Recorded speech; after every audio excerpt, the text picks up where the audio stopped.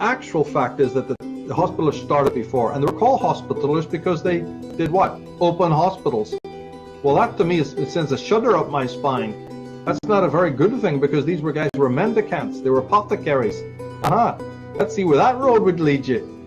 You're talking about, today's lockdown and the people behind it. Yeah, the Club of Rome, ever heard of them? The Club of Rome is a global network of independent and renowned thinkers. The Club of Rome analyzes today's challenges facing the world, their root causes, and the possible futures in a systematic and holistic manner. The Club of Rome encourages global debate in order to set in motion actions that by the middle of the century will ensure a more secure, equitable, and prosperous world.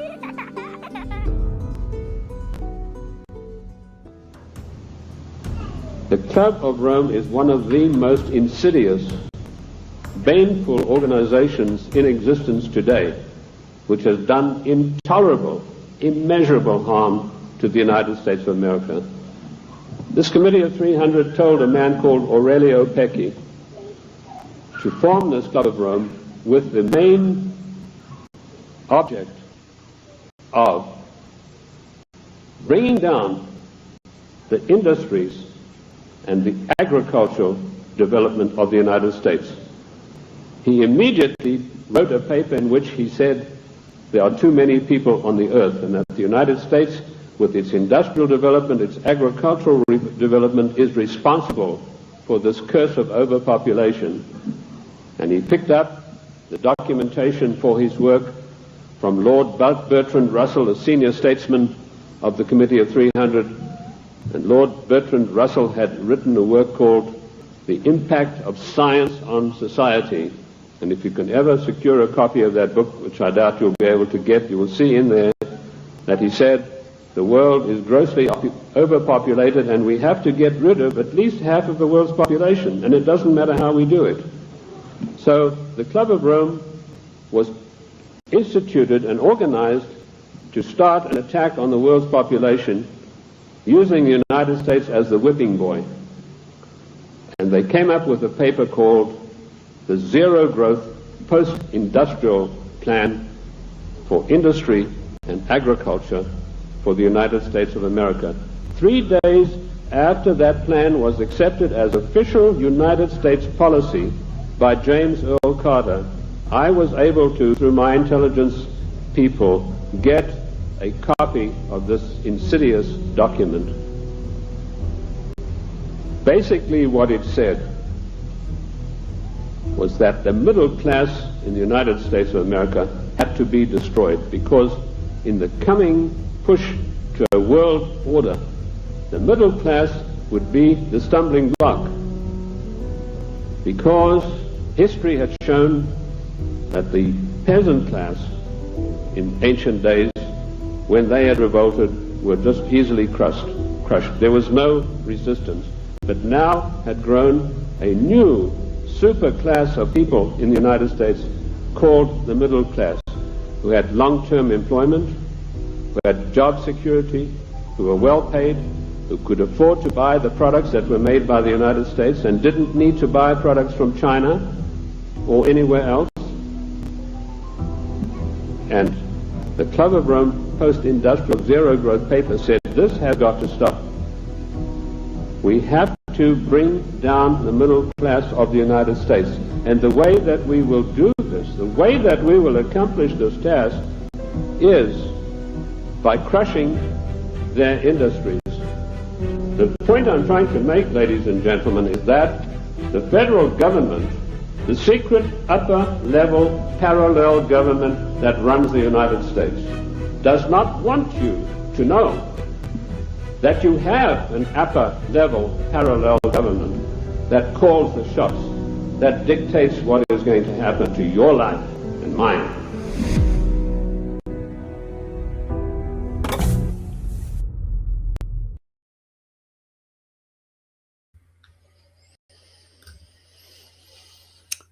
Well, hello, everybody. Welcome to Truth Warrior. Quite the heavy subject that we have on the plate today. Welcome, welcome. Today, it is Tuesday, May the 19th, 2026. We have made it this far, and I look forward to making it further. We're going to be analyzing the chaos and the madness that is happening right now, probably in the headlines that we're all surveying on social media, and we're going to try to get to the root of the problem and do the best we can with that. So hope you're all well. Give me a little shout out in the chat wherever you're watching. We're live on a bunch of different platforms right now. And I have prepared some notes. I've been going through these different points during many different shows. We're sort of summarizing today a lot of what we've been covering on the Unslaved podcast for many years now. We're trying to get to the roots of tyranny, the roots of the division we're seeing, the roots of all these political movements, the roots of the ideologies that are being taught in universities to the young kids, and what is really producing this new political class in all of our countries, no matter where you find yourself in the world. It seems to be really focused on the West, but that's only because this deindustrialization program that you were just hearing Dr. John Coleman discuss there, that was a little clip from chapter 1 of Cult of the Medics, is basically that's been in effect for some time, and it had already been played on much of the rest of the world. And it simply had to finish off and conquer the last bastion of freedom in our government system, in our economy, education system, in our media, etc. Had to be targeted on the West. And as I've been covering some different aspects of what's been happening in Canada, where I live, in my province of British Columbia, and many of you have been sending me emails and comments from wherever you are living and what neck of the woods you find yourself, we're all seeing this same deindustrialization program be put in effect. Now, many of you watching this show, you've already gone into the background. You know about all these globalist organizations and roundtables. If you've been following my work for a while, you know we also get into the world of the occult, the secret societies, and all these different things. And where the roots of the ideas that we see on the political stage, where do they come from? Where do they really come from? Right? There's where we accept that they all came from, the sort of natural progression of history that we're taught in school and by the mainstream historians. But then, of course, you always have these maverick out-of-the-box thinkers that have been writing books for decades now saying, no, guys, this isn't some natural state of affairs, all this deindustrialization, all of these issues that we're seeing with the economy and everything. These were caused to happen. These were caused to happen. And your politicians today, no matter where you're living, are telling you with a straight face that it's actually your fault. It's not their fault. It's the average person's fault. We are the ones who are the bigoted, racist, evil, polluting class that need to be penalized and controlled and micromanaged and depopulated.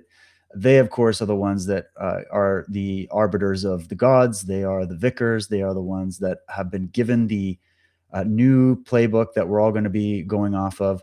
And they are going to install the solution, the total solution for the entire world, which just so happens to be a centralized form of government, not based on merit, not based on free trade, not based on freedom of any kind, just based on a pack of lies that have been sold through our academics and what our politicians are now spouting that come from some very central control think tanks that we're going to get into, some very interesting individuals.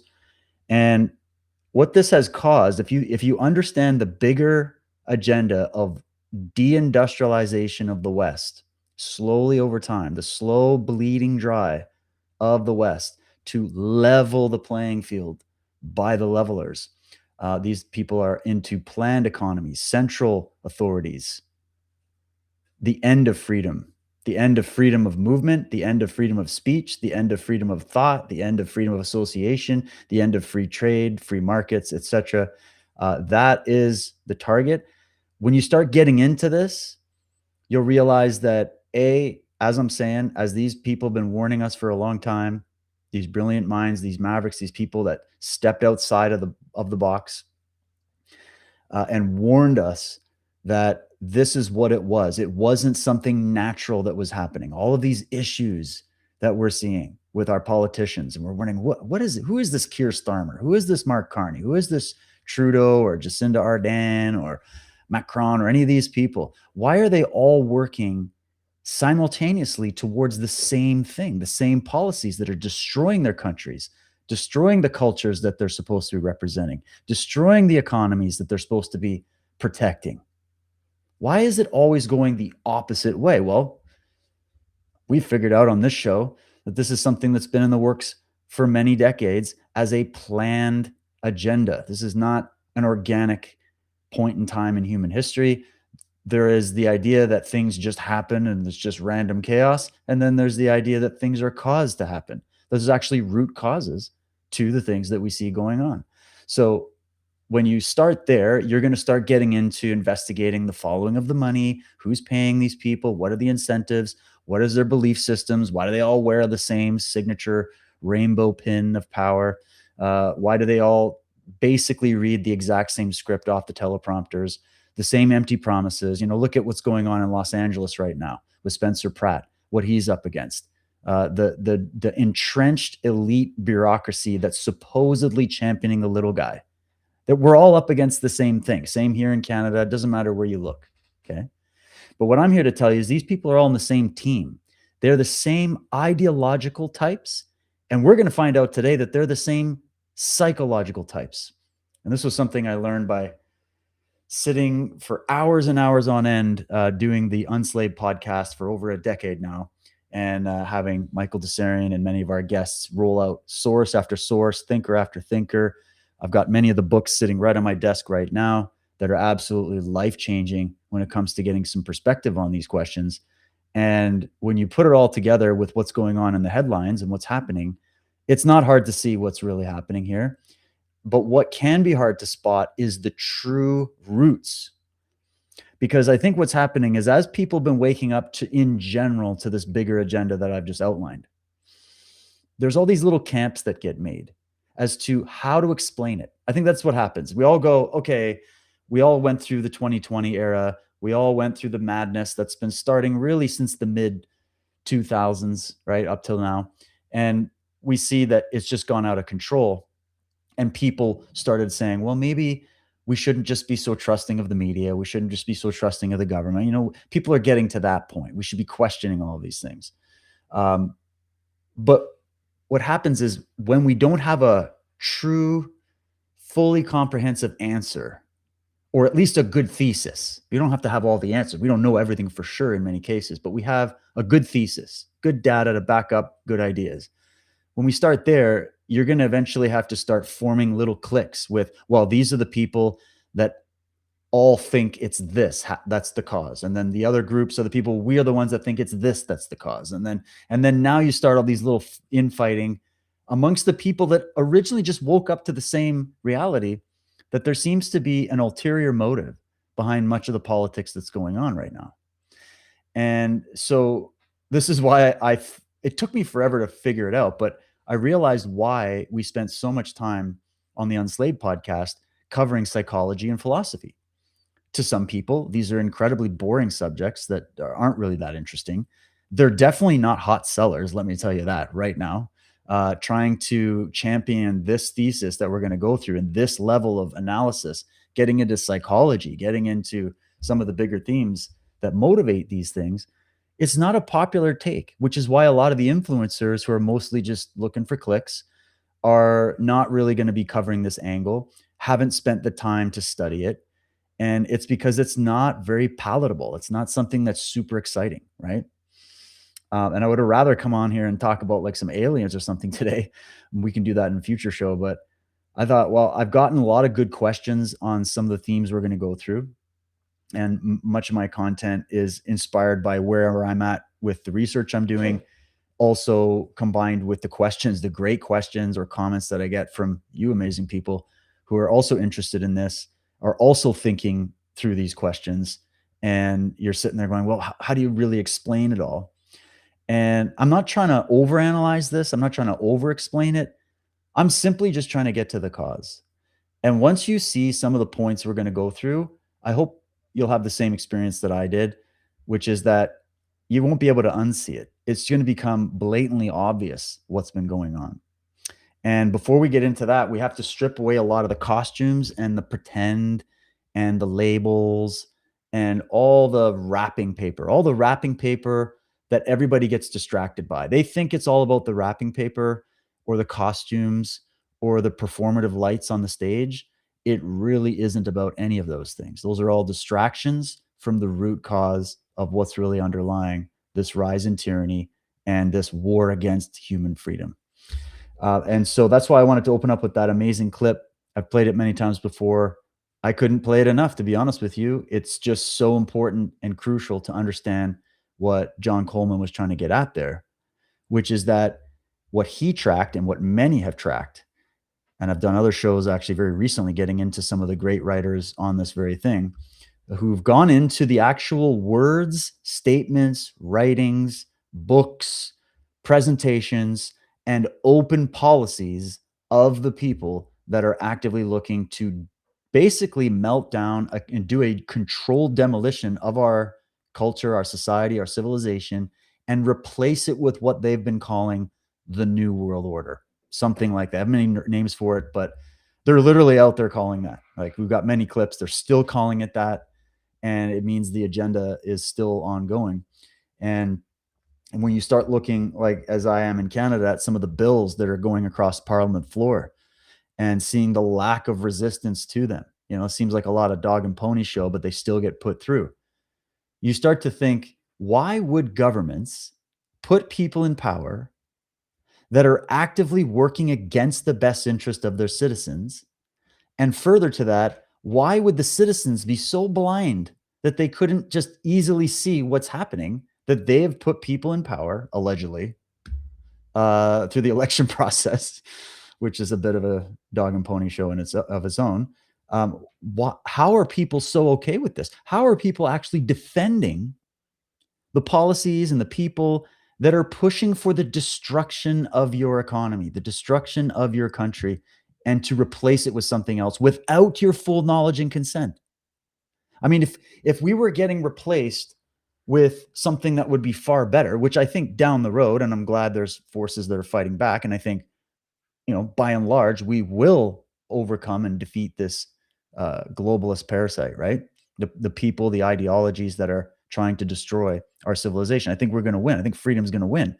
But not unless we understand what's happening, not unless we get the proper diagnosis, not unless we face the facts of reality here and get to the root cause of what's happening. So that's what I was thinking about when I was formulating this.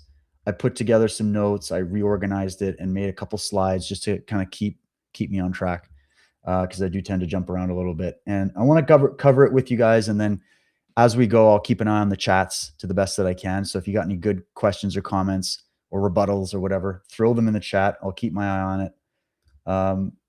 And I'll take you through this bit by bit, at least giving you the perspective of some of the better thinkers on this. And then you'll now be armed with a totally new perspective and form of argument when you come face to face with this stuff. So there you go. There's my little wrap up. Oh, and Squirrel Nuts is in the house. How's it going, Squirrel Nuts? Cheers. Good to see you. Actually, Squirrel Nuts, I feel like I owe you an apology, man. I feel like I owe you an apology. I was a little hard on you in the last show. I feel like I kind of overdid it, and I made an assumption about what you were commenting on. And so I just want to make sure I apologize to you for that. And you're more than welcome here. And I'm happy you're here. So there you go. Good way to start it off. Let's see if we got anybody. We've got Guardian, Tina, Cavill, Allison, Snowflake, Steve just jumped in on Substack. We got some people on Rumble. Shout out to everybody on Twitch, Foxhole, X. We're on a few different places today. Welcome, welcome. Let's get into it, shall we? So let me just pull this one up as the first. It's the only slide I spent time putting a little image in the background. The rest are just text. I didn't have a lot of time today, but it's a guy thinking about a lot of cataclysmic things. This is like your typical anxiety-ridden person, sort of the doomer personality, the fear and loathing. And I'm using that as a background for a reason that you'll see as we go through this. It starts with this question. Somebody sent me a similar question. I just kind of rewrote it in my own language. And this is what we're going to attempt to answer today. Why do the regressive types, and I'm calling them regressive types for a reason we'll get to, the real question was, why do the collectivists, or why do the leftists, or there's many terms we give to the people that are sort of possessed with this idea of reality. Why do these types over-exaggerate or even manufacture pandemics, climate crises, threats of World War III, or crisis in general? What's in it for them? Like why? And I think the question really is what would motivate somebody to want to believe this? Because this is what I always scratched my head about, was that you would have people coming up that are sort of in panic about one of the issues, right? There's the issues that we all got to deal with, and they're all kind of in panic over it. And when you try to show them any information that might bring the panic level down a little bit and just go, yeah, there's some problems with pollution. There's some things but it's not, the world is going to end in 10 years due to total meltdown, due to humans breathing and cows farting. Like that's a bit of an example or exaggeration, right? Or let's say with the pandemic, these people that are wearing 3 masks alone in their car, standing on the X, they love the plexiglass, they're all stocked up on toilet paper. They're going to get their Walmart jab update every month, like they're doing all the things, right? You start to say, hey, maybe this wasn't as much of a pandemic as they made it seem. Maybe they exaggerated it. And you try to actually show them like data and science and facts to back up that position that, hey, maybe panic, maybe doom and gloom isn't really called for. What do you think about that? Here's some information. You would think that the average person would be overjoyed to hear this, even if they couldn't validate it right away. You're just sitting, you're at a barbecue, you're at a party, you're talking to somebody, and you're basically like, hey, I've got some good news. A lot of the things that the media and the government are telling you to panic over so that they can centralize power and take more of your money from you, that is a scam to keep you in fear so that you do those things. So you give them more power and so you give them more of your money and resources. Isn't that good news that we aren't in a meltdown scenario, that a lot of it is fake? And when you give people that, if someone said that to me and I was previously believing, oh my God, World War III is going to start like tomorrow. Like we're all done. Is it going to launch the nukes? It's over. And someone went, oh man, that's all just hyped up. Here, check out this information. I'd be like, oh, thank God. At least maybe there's another argument that can calm me down. But what I found is, this is what really got me into understanding the roots of things, was that people want to believe this. They want it to be pandemic level. That's what it is, because mommy and daddy in power or whatever said it was, and therefore it must be that, right? They want it to be that the climate is going to melt. Climate change caused by human beings, caused by Western capitalism, of course, is going to utterly destroy and melt down the planet within a decade. They want to believe this. No amount of information will change their mind on that. Pick your thing. It doesn't matter. Pick one of the things. World War III.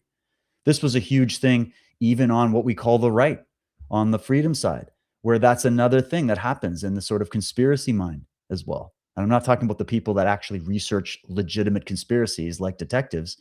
I'm talking about people that see conspiracy in everything and don't have that nuance or that rational intelligence to decide what's what. They want everything to be worse than it is. They want it. And what is that? What is that thing? That's where my questioning comes in. Okay, we can argue about the details on every single one of these things, but basically I've just been calling it crisis consciousness. People they don't want Christ consciousness. They want crisis consciousness. They don't want awareness and empowerment. They want the illusion of it. They don't want true virtue. They want virtue signaling, fake virtue. And you see this in so many different areas. I've been seeing it for a long time. Once it was shown to me, now I can't unsee it. And so it definitely rolls into the thesis about who's running things. What is their motivations? How does this power game work? What's this Game of Thrones going on with these empires clashing and fighting? What's really behind all these moves?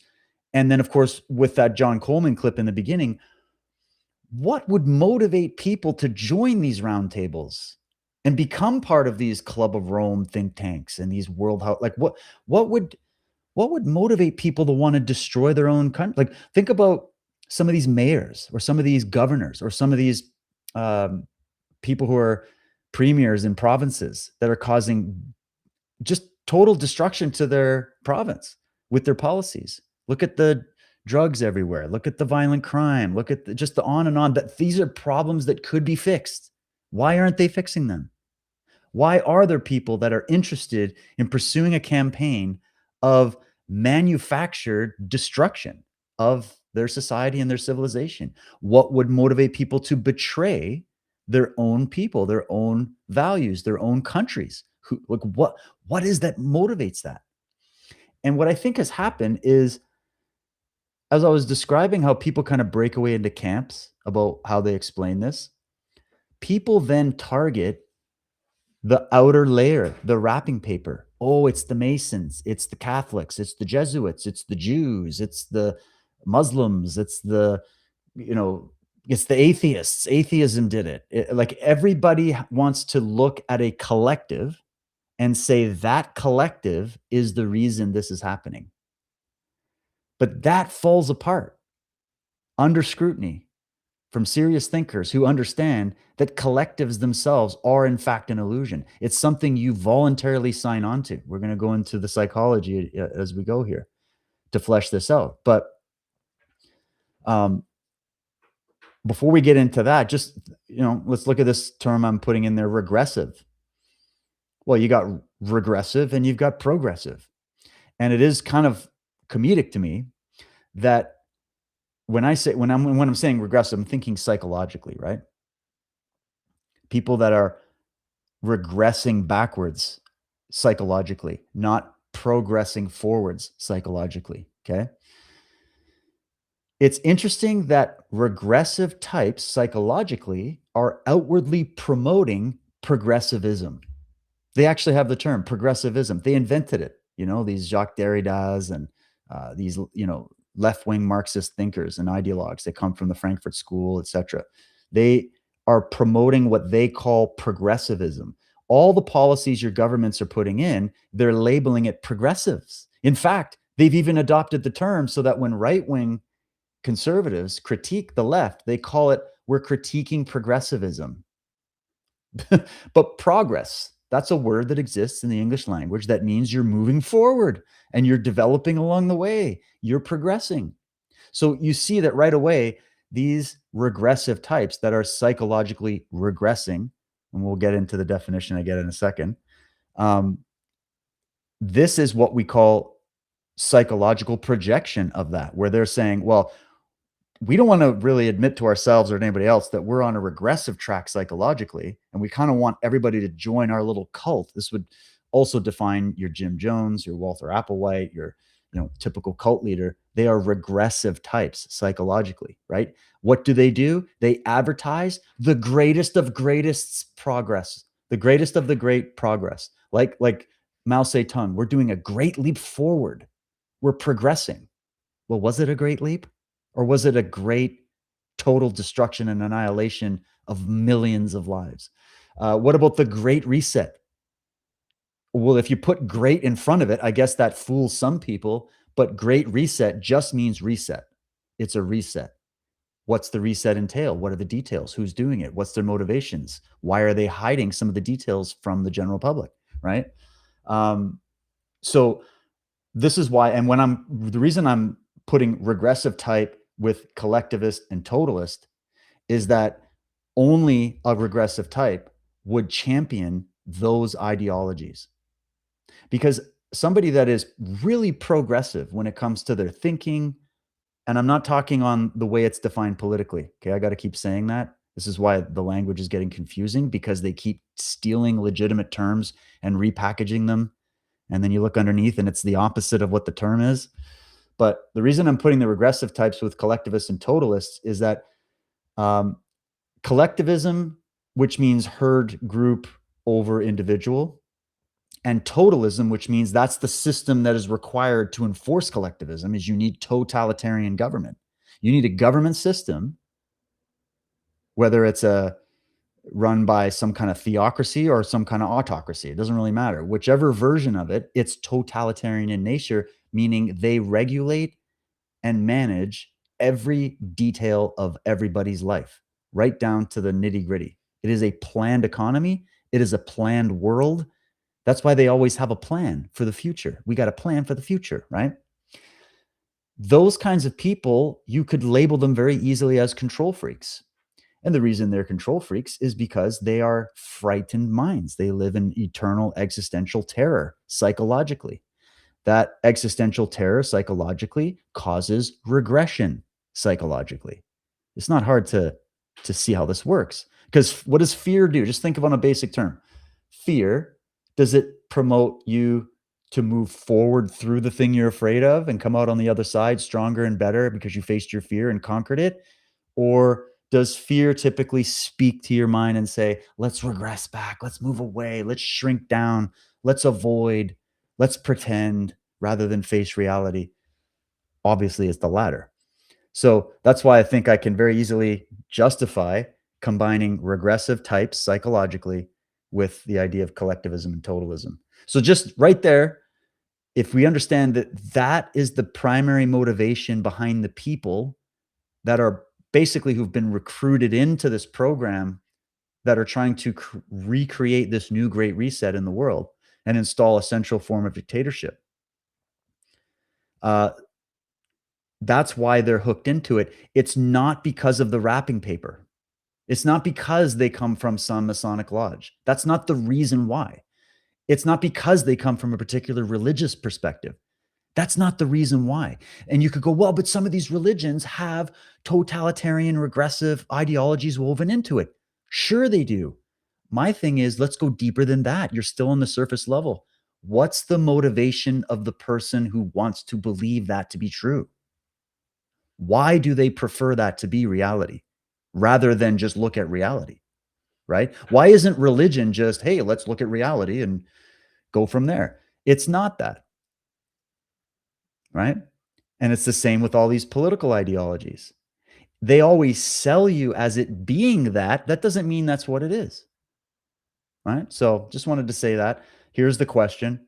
And why would they over exaggerate or even manufacture all kinds of crises? Well, there's a few reasons. If we understand that this example of this person who's what we call the regressive type, they're a control freak, they're regressing psychologically, they're riddled with fear.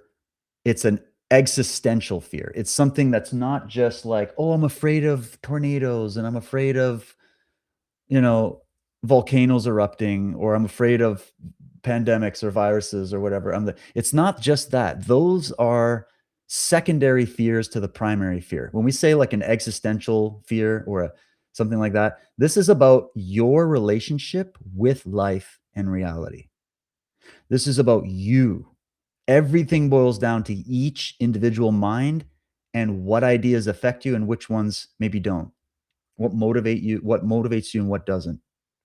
So if we just think about it on the big picture for a second, obviously the reasons why governments or power organizations of any kind want to manufacture crisis, it's clearly because it's profitable for them or because it profits them some upgrade in power, like their position in the world goes up. So notice that in order for that to happen, it's an illegitimate grasping of power or wealth or prestige or whatever. It's fake. And when you understand the regressive type, one thing that comes within a regressive type, doesn't matter what stripe or what degree, is the performative, inauthentic nature of these people. And the reason they're performative and inauthentic is because they're regressive. And the reason they're regressive is because their primary motivation is fear paradigm, which gives them the need to control. And when you realize as a human being, you actually don't have much control in the greater world when it comes to nature and what nature is going to be doing, this either humbles you and gets you to conform with nature, or it makes you into this control freak that says, I'm going to be at war with nature and reality. And I'm going to be on the team that is also at war with nature and reality. And so if we're going to be at war with nature and reality, which is absolutely insane and impossible, there's no good outcome for anybody. It's insanity to do this, to operate like this. We still want to be at war with reality. And so we're going to have to take power, because average people, unless they're sort of brought into this, and this is sort of exaggerated within them, they're not going to go for the stuff that we want to do to the world in order to successfully win the war against reality. So we have to manufacture our power grab. We can't earn it by doing things like being honest, being forthright, actually winning, because these people don't run on meritocracy. They don't run on those values. People that are regressive types despise meritocracy, because meritocracy, as we're going to see, is in direct confrontation with their worldview and their self-view. This is what we're dealing with here, right? So they've got, so on the simple level, you could say, yeah, of course they manufacture these, or sometimes they manufacture these types of crises. Sometimes they just embellish them. Like, oh my God, there's some Ebola cases that happen all the friggin' time in Africa, but because there's a few more than usual, we have a pandemic of international concern, says the World Health Organization. And everybody's like, wait a minute, what happened to hantavirus? Wasn't that yesterday? Yeah, we're not talking about that anymore. It was kind of a nothing burger. We're moving on to Ebola. I mean, this has happened within a few weeks. That's how insane it is right now. But don't forget where it all started. We can roll this back to the 2020 era. We could even go even further, where this was slowly creeping up. And these regressive types were getting bolder and bolder and bolder, with basically projecting their fear into the world and using that as a way of achieving this power. So yeah, you could say very simply, you get power, you get money, you get prestige. It's unearned power, money, and prestige. And the reason that's okay for people that are regressive types is because they don't believe really in power, wealth, and prestige, or merit, or any of these kinds of, they don't really believe in it. They want those things, but they themselves don't want to do the things that it would require to do that legitimately. Therefore, their default setting is to do it illegitimately. So there it is in a summary. I hope I didn't overstate that. Let's move on to some more details here.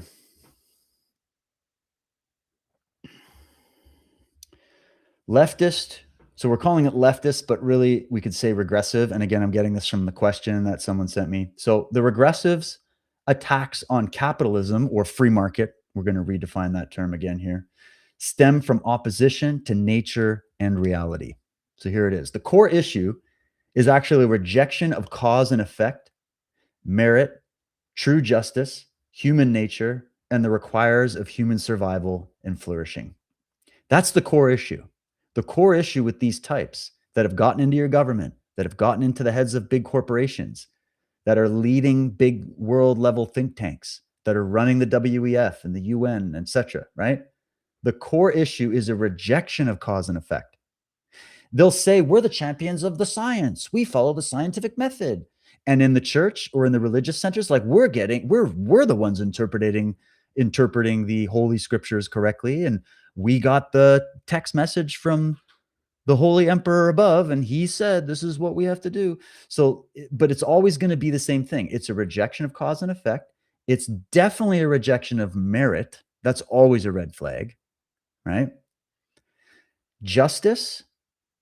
See, they'll say things like social justice. Notice they have to change the words. They won't just say justice, right? Because justice would mean we believe in cause and effect. We believe in merit. We believe in you're innocent until proven guilty. We believe in law and order, right? They wouldn't want to use those terms, these regressive types, because they clearly operate differently. I mean, look at the kind of people they're letting back out onto the streets, these regressive judges that are just letting murderers and all kinds of horrific people just right back out on the streets on bail. Meanwhile, good people that do a slight infraction with their taxes are sitting in prison rotting right now, right? Do you see? That's not justice. That's social justice, right? Which is a regressive ideology. Human nature. We're not going to admit human nature anymore, right? Our system and our civilization was built off these principles, by the way, originally. Cause and effect, merit, justice, human nature, requirements for human survival and flourishing. What are those requirements, by the way? Well, the only way to understand what the requirements are to have an accurate assessment of human nature. So if you don't have an accurate assessment of human nature, your equation is going to be off in the end, isn't it? Next, what we call socialism, which is just the sheep's clothing wrapped around the wolf, which is collectivism, centralized power, rigged outcomes. It appeals to regressive psychological types influenced by what Freud termed the death instinct. And I think other thinkers and psychologists refined that idea further from when he would have been more just a pioneer, and he was just sort of theorizing about this idea of a death instinct. And it's this idea that there's, like, if you think of when Nietzsche was talking about will to power, right? That humans have a will towards power. And Nietzsche went kind of crazy with that idea. It's not that he was wrong. There is this will to power, but he didn't also bring into the mix sort of like Viktor Frankl's idea of a will towards meaning. So humans have a will to power. Yes, of course, that's always going to be there, but there's also a will towards meaning, right? And the best thinkers and the best ideas that our civilization was built on or refined over time, some of them were refined over time, was the idea that we should have something that allows people to strive towards meaning, because it moves them away from just this pure raw will towards power, just power at all costs, right? And it's a similar thing with this death instinct. There's a death instinct, which you could call thanatos, or which was called thanatos. And then you have the life or the eros principle, which is a will towards life, a will towards flourishing, a will towards, heroism, right? Which is another massive quality in the West that's just totally been assaulted from every angle. And you've got to ask yourself why that would be. Why wouldn't you want your children being raised with heroic principles and merit-based principles? It's going to better prepare them for when they confront reality, when they confront the natural world, which is just nothing but consequences, right? And this will get into what the real fear is here. So the death instinct is a huge psychological drive. And this is really just trying to explain in psychological terms what regressive means, right? Is that these are people regressing back to the state of death. Life got a little too chaotic, little too many consequences. There's too much fear. There's too much uncertainty. There's too much chaos and what is perceived as disorder. And so let's regress back to the state of the womb. And then let's go even further than that. Let's go back to the state of peace that you can only have when consciousness ceases to be, right? That's the sort of way I look at this death instinct, okay? So what I'm arguing here, and it's not just me, I'm kind of passing along what the argument is generally with a few little differences here and there, is that this will towards collectivism, this will towards centralized power and totalism, this will towards rigging outcomes and fixing the game, it only appeals to regressive psychological types who are influenced by that death instinct and who struggle with facing life's many consequences. Their rebellion is not actually political. This is the other smoke and mirrors that I had to learn about. It was a hard lesson. There's this idea that there's a rebellion, right? They talk about it in the Bible. They talk about it in a lot of ancient religious texts and philosophical arguments, is that there's a rebellion of some kind. Okay, and it might be mythologized in many ways, but it's very real and it's relative to us humans. There's a rebellious nature that we have. A rebellion against tyranny is one thing. Okay, the tyranny of government, the tyranny of, an oppressive relationship or a boss or somebody that's really oppressing you and really trying to command you and steal your autonomy and, punish you for thinking your own thoughts or whatever. That's different. That's a different form of rebellion. And that form of rebellion is extremely popular amongst humans because the rebellious side of you is there as a default resistance against people who are going to tyrannize you, right? So you need to have a rebellious spirit in that sense. But taken out of that context and put into a different one, which is what has been done, their sales pitch is always, we're the rebellious ones. Come, we're the rebels. Go with the rebels. We're going to save the world from all the evils, right? That's just the wrapping paper. Their rebellion is not against the evils. Their rebellion is against nature itself. Their rebellion is against formulating a self to begin with. And the rebellion is psychological and rooted in this deep-seated hatred of reality. And it's mostly the consequences of reality that are what are hated. And so the advocacy here is we're looking for facts and real world evidence over mere emotions and ideology. That's the political dividing line. It's not left versus right, liberal versus conservative. That's the decoration. It's accurate in many cases to say left, right in different contexts. But when we get through all that, you get back to it's advocates of merit, of real world evidence, observable facts over basically magical child thinking and ideology. And the over emotionality and ideology is very appealing to people that are stuck in those states of fear, because the heroic qualities, the merit qualities, the freedom qualities, they call on your heroism. And if you don't have any of that, you are not going to be on team freedom. You're going to be on team elbows up. Let's go, you know? So there you go. There's a sort of summary of the argument. Next one. So, of course, we've identified the core issue, which is rejection of self and nature. Here's the notes. Nature operates by identity and causality. This is how Rand argued it. A is not B, even if you wish it was. This is all basic stuff, of course, but I have to have these little mini dialogues even when I'm teaching my jiu-jitsu class, teaching kids and trying to help them understand what we're doing. Actually, when we're learning martial arts, we are playing in an experimental lab of natural outcomes. That's what we're doing.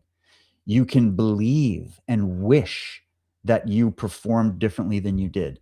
You can believe and wish that you have more skill than you actually do, that you've achieved a certain rank or skill level or level of merit than what you actually did.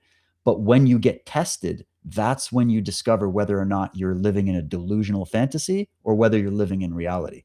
So that's the argument. And this applies to economics. Economics is not something that can have all these different theoretical, philosophical pie charts on the side all the time. Economics is, we have an understanding of what works, it's math, and what doesn't. Either 1 + 1 is 2, or 1 + 1 is whatever the hell we want it to be, right? So the real philosophical argument is no. If you want to work in tandem and in harmony with nature, which is recommended because we are nature, then you must operate off the premise that A is A and that A is not B, even if you wish it was. Wishing it was doesn't make it so. You see what I mean? Next, nature and reality does not produce equality of outcome. This is the cold shower that these regressive types refuse to take. And I know because there's many times even I find myself resisting this. It's instinctual. We all want what we don't have, right?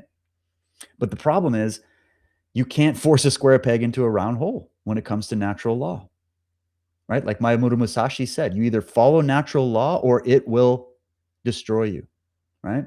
So you get out of it exactly what you put into it. That's how nature works. You get nothing at all if you put nothing at all into it. It's as simple as that. Yet we have a world of people who do not put anything into it, a thing, let alone put into themselves. You got to invest in yourself in many different ways. And they expect something to happen, even though they did nothing to cause anything to happen. And so then there's forces in the world that see this little blind spot, see this little developmental flaw, and they go, hey, we have a system, we have the promise of utopia that does get you exactly what you want without you putting anything into it. And this is what Samuel A. N. War, I read a great quote from him a few shows ago. He said it very simply. That is actually, in the world of the occult, that's literally the definition of black magic, is promising or expecting. It'd be more in black magic. That means you'd be kind of hypnotizing your flock, promising that you can get something for nothing. It's the biggest lie. It's the most demonstrable lie. Everybody knows this deeply within themselves, but it is what very few people would prefer to believe. It's not a like these beliefs that I'm telling you aren't preferred. It's not, nobody wants this to be the way it is. It's just, it is the way it is, right? So if you don't put anything into it, you're not going to get anything out of it. Human survival. Here's the next point. Human survival depends on reason, production, and voluntary trade. voluntary being the key word. We'll get into that a little bit later. So just think about that. If you were talking human survival on planet Earth, where you live with billions of other humans that have all nested themselves in these different nooks and crannies of the world with their own cultural history and traditions and belief systems and ideas and languages and music and clothing and whatever, even though we're all still part of the human family, if you're going to work in that kind of environment, you have to have reason as the champion, because reason connects to logic. Logic connects to observing facts of reality, right? You need production. So you need true productivity, meaning true progress, if you want to achieve positive outcomes for everybody.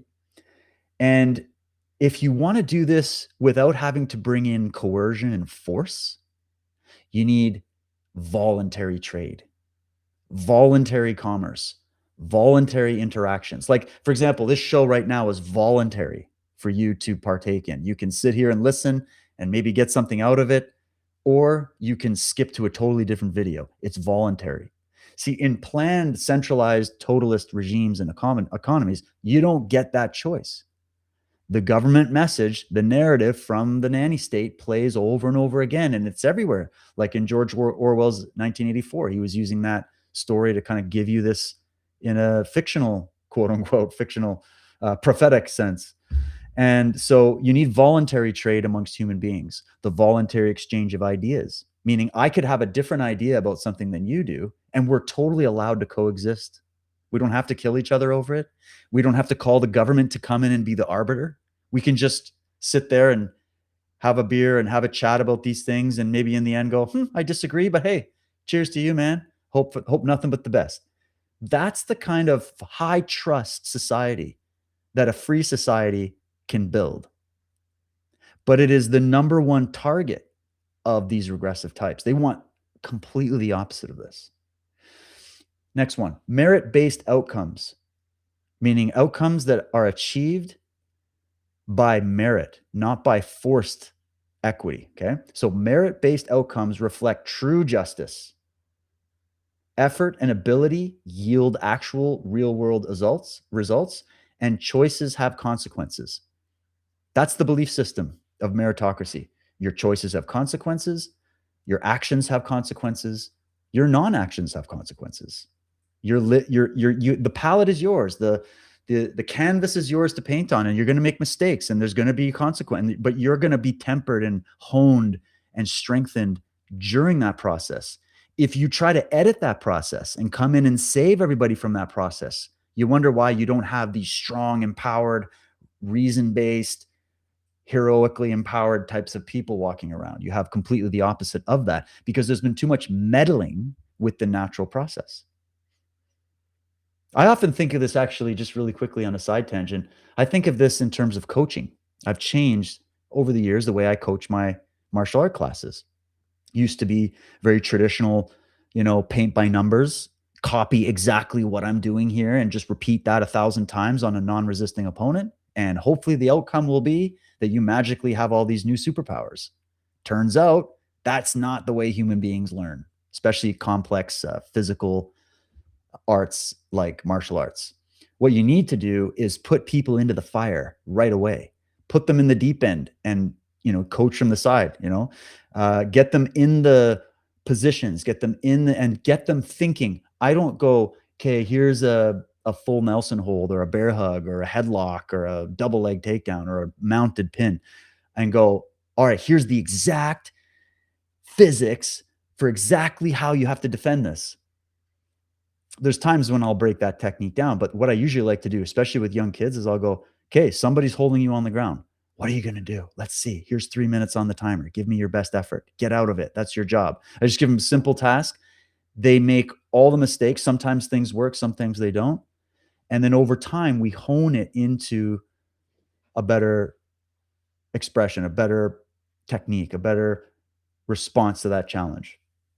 And so as I've changed it, and the reason it's relative is that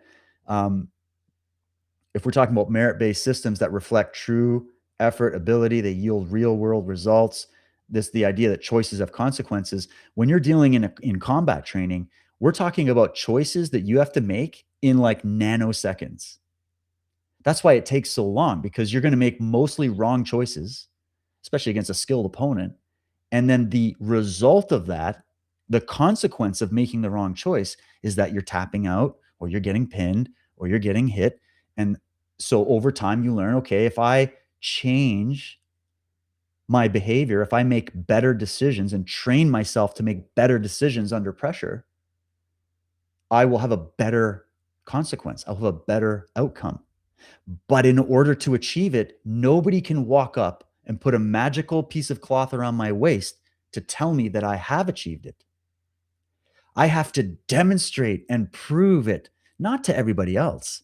You're actually just doing this for yourself, right? You're doing this for yourself to prove to yourself that you didn't fake it till you make it. You didn't pretend. You actually do have those skills, and you did the blood, sweat, and tears work in order to achieve having those skills, right? They're not something you download. They're something you ingrain in your nervous system over time. So it's just a great analogy. The next point of meritocracy would be that right action, so the correct decision, the correct choice, the correct action yields a positive and beneficial outcome. It's so simple, kids can understand this, guys. Wrong action yields a negative outcome, and it's often an outcome that affects others. Like the outcome of these governments coming in and totally gutting the place and ruining your economy, that's a wrong action, and you can tell by the evidence around you. You can tell by the prices of everything. You can tell by the homeless numbers on the streets. You can tell by the drug prices. You can tell by the world, the reality of the world. The experiment is live. We're all seeing it happen. So no matter how much they get up and talk fluff on the mic, it doesn't matter. We've got the evidence in front of our eyes as to the outcome of certain decisions that have been made on our behalf, right? And those outcomes, those negative ones, typically, yeah, they definitely harm yourself. But typically the people you have in your life that are operating on this regressive mindset, is it not true that those actions typically negatively affect other people around them? And do you also see the lack of recognition of this in those kind of people? That they don't realize they leave a trail of bodies in their wake, and they leave damage and destruction as they come through? In fact, they're editing that out because they don't want to see that. Remember, these are people in denial of reality. So they're in denial of the consequences of their actions in the world. That's why you can't talk logic and sense to them, because they don't believe in logic. Because if they did, they'd be forced to confront the reality. See how it works? The other one, of course, is inaction also has the consequence of yielding nothing. That's like if you're just sitting on your butt and you're not working on yourself to improve yourself, to have some more skills, have something value to contribute to the world around you, no one's going to hire you. And if you started a business tomorrow, it would flop immediately because you don't get up and pursue a positive outcome and do the work it requires and make the mistakes and fix the mistakes and get better at it over time. You don't do that. So you sit there becoming nothing. And that means you're in a state of inaction. And if you're in a state of inaction, that also has a consequence. It has the consequence of yielding more inaction. But then you sit there and everybody's like holding their hand out, like, well, where's my bit? Where's my popularity? Where's my success? It's like, well, you didn't do anything. And I'm shocked at how many grown adults we have to have conversations with this about. Like, this is the stuff our ancestors used to tell their children when they were like 6 years old. And it was part of raising them on the farm, in the village. Oh, by the time you're 26 years old, you've probably planted how many crops? You've probably fought in a couple wars. You've definitely seen reality, right? That's been lost, right? And there's a consequence to that being lost. Criticism of inequality arises because free markets reveal natural differences in ability and effort. So free markets based on merit expose something. And this is why it's considered evil by the regressive type, is because they'll say, well, but everybody's equal. It's like, well, okay, sure. Human value equal. We get it. Yes. But clearly not everybody's the same height. So is everybody going to be the same as Michael Jordan at basketball? Probably not. Also, even in basketball with Michael Jordan, he was phenomenally talented, even amongst the elite basketball players in his arena. So are we going to lower the playing field so that Scottie Pippen feels just as good as Michael Jordan? Or are we just going to let Michael Jordan fly and lead the way and inspire generations of kids to want to be just as cool like him, right? So the idea of creating fake equality, and we're seeing these policies in our schools, we're seeing it everywhere. We're seeing it in our government. Who is signing laws? Who is leading our military right now? Who's flying our airplanes? It's based on equality of outcome, not equality of merit and skill. It's not the best person for the job anymore. It's who fills the quota. Look at your movies. Look at this new movie coming out, Odyssey. That's not merit. That's fulfilling a quota to get an award at the Oscars, right? Like, it's totally different. It's not based in reality. It's based in fake reality. And what is the effect? Probably a really shitty movie. So yeah, criticism of inequality arises because free markets reveal natural differences in ability and effort. And this is what people don't want to admit. See, I realize there are people, even in, say, my field of martial arts and jiu-jitsu, there are people who are far better than I am at it. Far better, right? If I go roll with Tynan Dalpra, I'm going to get crushed like a white belt. But that's because there's just different levels of the game and different levels of effort that different people are putting into it over the course of their lives. There's never going to be a perfect equality amongst all the black belts in the world. It's just not going to be it's not going to happen, right? And no black belt worth their salt would ever advocate for anything but that, because if they did, this would be the most boring game in the world and nobody would play it anymore. No one would train it anymore. So this reflects a fundamental opposition to objective reality. That's what the real rebellion is against. Next. So meritocracy versus forced equality. Let's do a core comparison here. So meritocracy, really quickly, is aligned with reality. It rewards based on ability, effort, and results. It drives innovation, productivity, and human progress. I think those things are desirable, yes. Forced equality, however, this is what this globalist UN liberal, what do you want to call liberal? I don't even like using that word for this. This is regressive ideology, right? And masking itself as liberal. This is forced equality is equality of outcome. Levels results through redistribution and control, ignoring differences in merit. It suppresses incentives and it suppresses individual excellence. This is one of the main factors that was discovered by Ludwig von Mises when he wrote his thesis on socialism and why it is absolutely mathematically impossible and has always been and always will be. It has nothing to do with all the numbers that they try to throw up on the board to confuse you, these professors, right? It has to do with an incentive problem, which means it has to do with the core nature of human beings. That's why this isn't just a discussion about politics and economy and which side are you on. I'm on the side of reality. So that means automatically I'm going to be on the side of more free market, right? Meritocracy. And I'm going to be opposed in every way to forced equality. Because, and it's not just because I don't want people getting ahead of me it's not about me. I'm thinking this is also something that destroys human beings. It destroys the minds of kids and children and people in university, and it destroys you. Adopting this belief has the consequence of destroying your incentive, your zest for life. You're now in thanatos. You're now in death instinct now, because in order to lie to yourself enough that you're going to advocate for this, you have to be regressive. You're forced into that position. There is no other gray area with that, right? If you're going to go with merit, a merit-based system, that's something totally different. But if you're going to get to a point where you're going to do equality of outcome, the only way they can do it is by force and coercion. It has to be that way.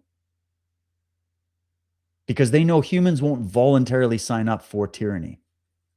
They won't voluntarily sign up to have all their properties taken from them by the government. They won't voluntarily sign up to go work in work camps every day because equality, right? Because someone's got to push the machine.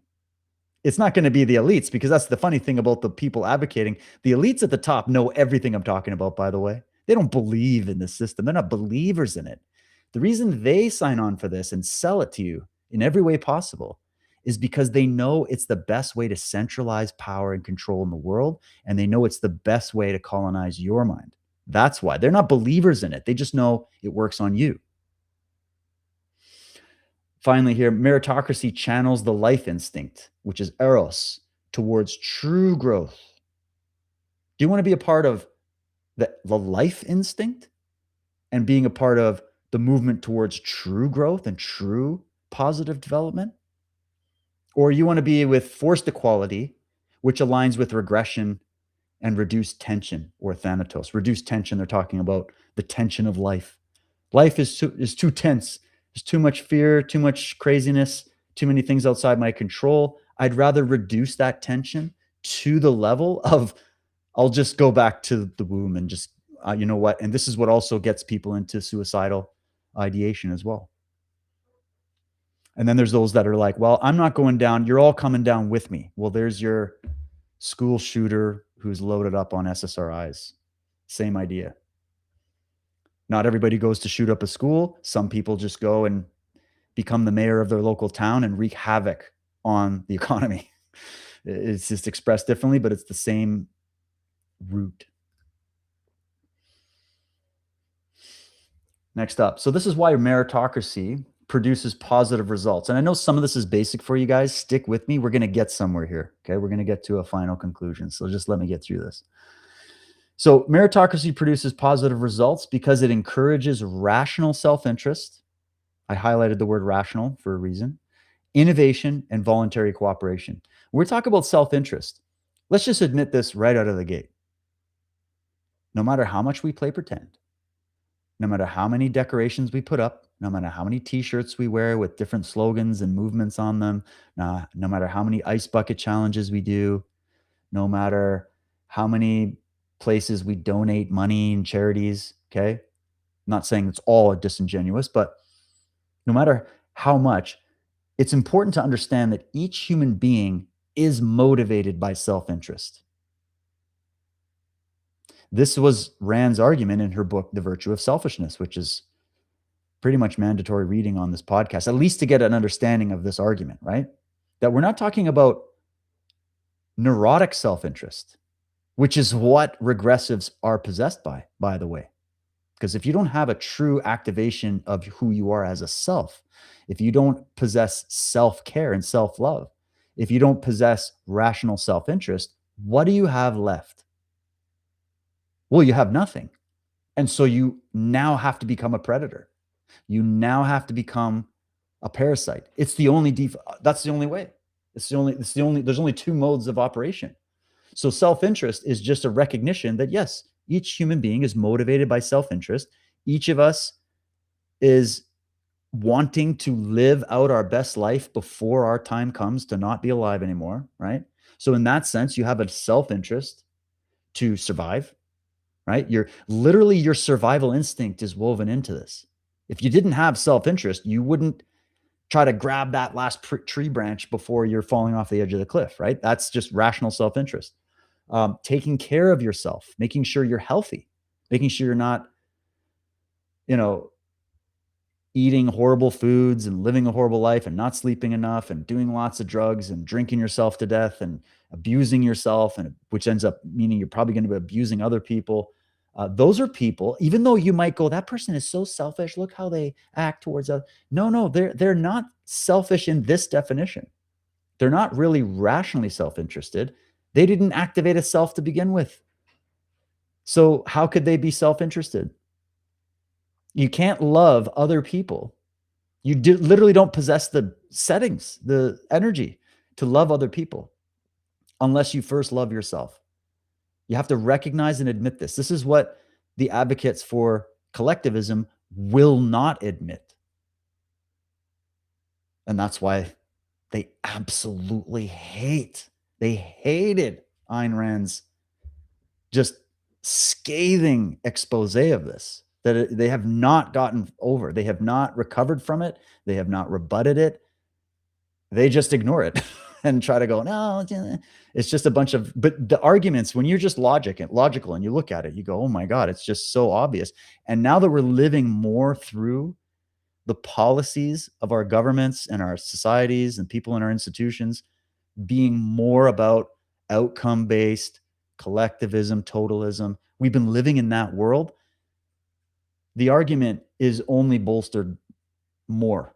It's not going the other way. So it's not looking good for the advocates of the Thanatos death instinct right now. Okay. So meritocracy encourages rational self-interest, meaning you're not going to go and step all over everybody else to get what you want. You're still going to operate in a moral framework because you're going to recognize that everybody else is also rationally self-interested. Right. And there's an empathy that actually builds. And the only way that empathy builds, like in order to love something, you must know what love is. And the first love is to love your life. You have to love your life. You have to be eros. You have to be oriented towards that. If you do not possess a love of life, what are you left with? There's only one other expression in reality, and that's death.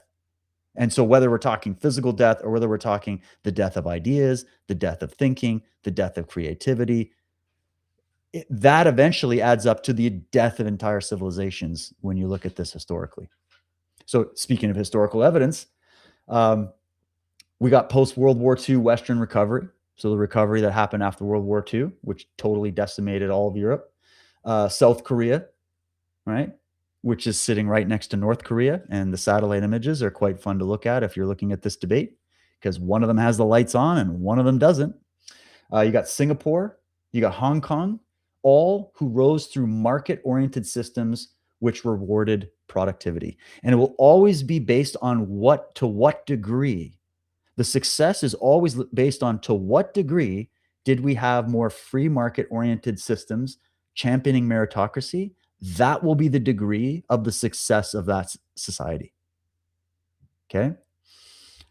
Now, capitalism, despite its flaws, and I have to point this out, and the fact that no economy is truly fully capitalist today due to the many decades of leftist policy injection throughout the Western world, even with that, even to the degree that it is applied, it has lifted billions out of poverty via abundance creation, innovation, and rising living standards.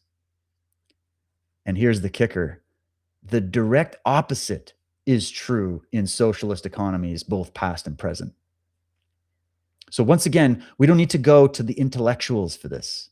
We can observe reality. The experiment has been done to a point that it's exhausting even talking about. It's exhausting. It's like trying to argue that A is A. And people are like, no, it's not. A is B. 2 + 2 is 27. You're like, it really isn't. They're like, it really is. And guess what? I'm the mayor now, so we're going to make that law. And if you don't agree with me, you'll be arrested. Like, that's where we start to go when you get these Looney Tunes up there in power who have this as the root underneath. So meritocracy aligns with human nature. That's the key. We can like it. We can hate it. We can scoff at it. Take it up with God. Take it up with the universe. Take it up with Mother Nature. Your beef is there. It's not with successful people who live on meritocracy ideology. Okay. So individuals thrive when they are able to create and trade value rather than points of privilege. Did you see the crazy NDP conventions with the points of privilege every 2 seconds? Do you see what kind of a world we'll end up in? They're just like a little mini micro experiment in the universities. Okay. And look at these debates. Look what Charlie Kirk had to put up with. Okay. And these people, like, look, anybody that goes into these university settings today, post 2010, it's like walking into an insane asylum. And it's not the kids' fault. Their young, malleable minds have been indoctrinated by the Thanatos crowd. Okay. So when they're doing all these points of privilege, well, my point of privilege is more than your point of privilege. All they're doing is just doing what is already happening in nature already that they said isn't real. And then they made up new rules and end up expressing the exact same thing. That's why it's pathetic. That's why it's so obvious. Okay. See, meritocracy rewards flow to producers. It respects reason. It respects heroism, and it champions achievement of human beings. When you basically incentivize geniuses and world champions and high-level productive people, your society will become amazing because they're going to make millions and billions of dollars. But guess what? So is everybody else. Everybody else is also going to benefit from what they create. But there's those people in your world that go, yeah, but we can't really let them become that heroic. They're just a little too much. They're climbing out of a bucket a little too high, and therefore we're gonna get them, and we're not going to admit the reality of what happens when we do that, the consequence of what happens to our society when we do that. Look at what's going on right now in British Columbia, Canada. When they started putting all of these more outcome-based policies and then started messing with people's property rights and started to drum up all these little battles and stuff, we are having a mass exodus of some of our best business owners, entrepreneurs, creative artists, high achievers. They're all leaving. That's what happened in Korea. That's what happened in China. That's why there's mass immigration, guys. Why is there even a thing called mass immigration? What are they migrating from? A utopia? No, a place run on the values of outcome-based systems, of collectivism. That's what they're running. No one's ever going to admit it, that that's the root of why those countries got turned into what they are. It's not the people, it's the ideology. It's this root. It's not about race. It's actually a problem with culture, which is created by people, right? And it's a problem of poisonous ideas leaking in and becoming part of the dominant culture. And then over time, the lights don't work. The gas doesn't come in. There's no oil anymore. We don't like it anyways because of climate change. So we're not going to have any kind of electric grid. And then, people are starving. I guess they're leaving. And we don't reward people for being geniuses and heroes and champions and workers. We don't reward them. So those people are going to leave and go to a place that does reward them. And now we're only left with the people who don't work, who don't achieve, who don't think for themselves. And what kind of a society do you think you're going to get? It really isn't rocket science. Next up, why forced equality always fails. I'm just going to go over this again. The biggest issue is it removes incentives. Why are you going to go and create more value and work hard to make yourself into someone that has the skills to make more value if the guy next to you is doing diddly squat and not doing anything, yet benefiting the exact same? What's your incentive? You have no incentive to climb higher and reach further. You have no incentive to explore and become a pioneer of thought or innovation or anything. So you just default back to the joke of the Soviet Union, which is we pretend to work and they pretend to pay us. We pretend that we have incentive and they pretend like they're incentivizing us when we all know it's bullshit. That's what happens. It's guaranteed. It's mathematically certain, right? So yeah, I got the quote in here: removes incentives from each according to his ability to each according to his need. It punishes the productive and it rewards dependency. And what do they tell you about dependency? Like, even we get these, there's a lot of wildlife protection around where I live. Thank God. We love nature around here. And they always talk about not incentivizing bears to come on your property. Because the issue is, okay, even though you might go, but I really want to see the cute little bear. Okay, but the problem is if you start leaving food out to go see the bear, right, that bear's just going to keep coming back because he sees it as a food source. And then they have to euthanize them. That's the bad outcome to that rose-colored, I want my kids to grow up seeing bears and nature. And we named him Freddie and he's our local bear. Like, that's not, the problem is Freddie's going to get euthanized because he's eventually going to smack someone and bite someone and cause problems. And then more bears are going to come. It's going to become an issue. So it's an incentive problem. So what do? Don't incentivize the bear. Don't leave your trash line out. Don't put food out there for him. Don't incentivize the animals. This goes for a lot of different wildlife, bird migrations, right? So people that care about nature, which I do, that don't want to have this negative impact on the ecology around you, which I champion those ideals. I just don't go to the Greta Thunberg UN sustainable developments. Let's blame it all on human beings breathing CO2 and create a global superstructure that destroys meritocracy. That really seems like that's just a fake argument to bring in a totalist system and not actually help nature, right?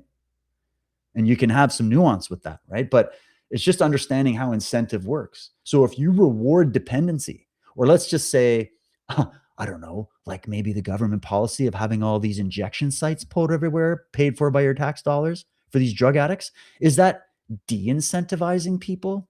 Is that helping these people heal from their childhood trauma or whatever it is that drove them into a world of drugs? Is that helping rehabilitate people? Or is that causing basically the worst scenes from The Walking Dead happening right out while you're trying to enjoy a coffee at a cafe with, somebody, and you've got The Walking Dead happening all around you, but everybody's high as kites. Nobody's incentivized to work. They're just totally into the drug thing now. So you see how, and we can just keep going. What about what incentivizes government versus what de-incentivizes government?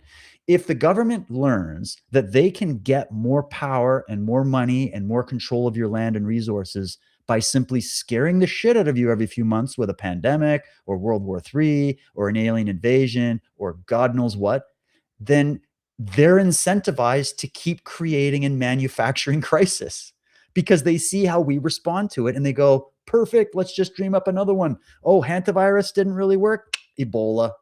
Oh, that's not going to work. Alien invasion. Like, it'll just keep happening. Okay? Especially if you don't arrest and criminally prosecute the people that were responsible for the last scam. So to force equality, here is a natural effect of that. If you're going to force equality, here's what happens. You get coercion. You must use coercion because you're forcing equality. And a lot of people are going to go, well, I don't want forced equality. I don't want everybody to be a black belt when they're not. And they're like, well, we're going to force you to accept it. And if you start calling everybody that just got a black belt and never trained for it, if you don't call them a black belt, we're going to now fine you. We're going to now punish you. We're going to demote you. Like, this is how it's working across the board. So you need coercion in order to bring forced equality. Okay. You need the breeding of resentment. This is tactics 101, breeding resentment. Breed resentment against anybody that's just a little bit above your station in life. And you've got money-making scams and power-grabbing scams galore. Okay? You just breed resentment. Pick a group, blow it out of proportion. The group is this. The group did that. The group did this. Our group is better. It works every time. Okay? So you breed resentment. What happens now? What's the way that you're going to facilitate all of this? How are you going to pay for it all? How do you think these leftists are paying for it all? They're paying for it all. These are people that don't believe in meritocracy, so we know they didn't earn it. They didn't earn it. They used corruption. Yes, they used conspiracy. That's the modus operandi. That's the conspiracy I believe in. It's the inner conspiracy that we're talking about, okay? The will to corruption. How about that? The will to corruption. Did anybody else coin that one? I don't know. That works. And of course, you have inefficiency. So this can be kind of like this argument of, oh, when we're dealing with all these socialist twogs in our government, is it because of corruption that they're in there, or is it because of incompetency and inefficiency? Are these people dumb and stupid running this stuff? Or are they really smart, playing dumb, and they're just very corrupt? I lean more to the corrupt side of the argument, although I'll definitely give you a portion of the inefficiency, dumbass argument too. Okay. But the corruption happens within the self before it happens in the world. Remember that. That'll help explain a lot. So, of course, we have historical record across different variants of this ideology. You got the Soviet Union, Mao's China, Cambodia, Venezuela, Cuba, etc., etc., etc., etc. All of human history before, you know, we finally figured out we could build an entire system on meritocracy, until it was immediately attacked by the hounds that said no. And that's why Thomas Paine was like, freedom was hunted around the world. It never got to show itself. So of course, you've got economic collapse, you've got shortages, so resource shortages, mass poverty, loss of liberty. That always comes with the pie, doesn't it? Because it has to be coercion based, regardless of cultural or historical context, guys. What does that say? Regardless of cultural, historical context. That means this socialism, this regressivism, this totalism has been tried in multiple variant forms throughout time across the world with different demographics of people, different ages, different time periods, different races. Doesn't matter. It always ends up a train wreck. Not just a failure, a catastrophic failure. A catastrophic failure if what you're trying to achieve is human flourishing and the eros, life quality bred into your culture. If you don't want that, well, you're going to get that. You're going to get the destruction mode.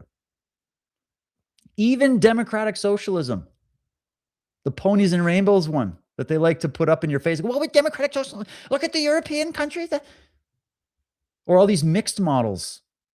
All you got to go in is with a pair of pliers and some glasses and look at the guts of it and lift the hood up and go, okay, let's check your democratic socialism. Pick a place. What degree of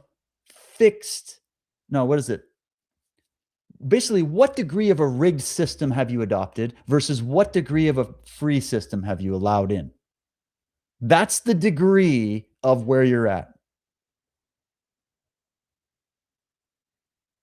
And so you find that even in democratic socialism or mixed models, they lead to stagnation when equality of outcome dominates, when it dominates.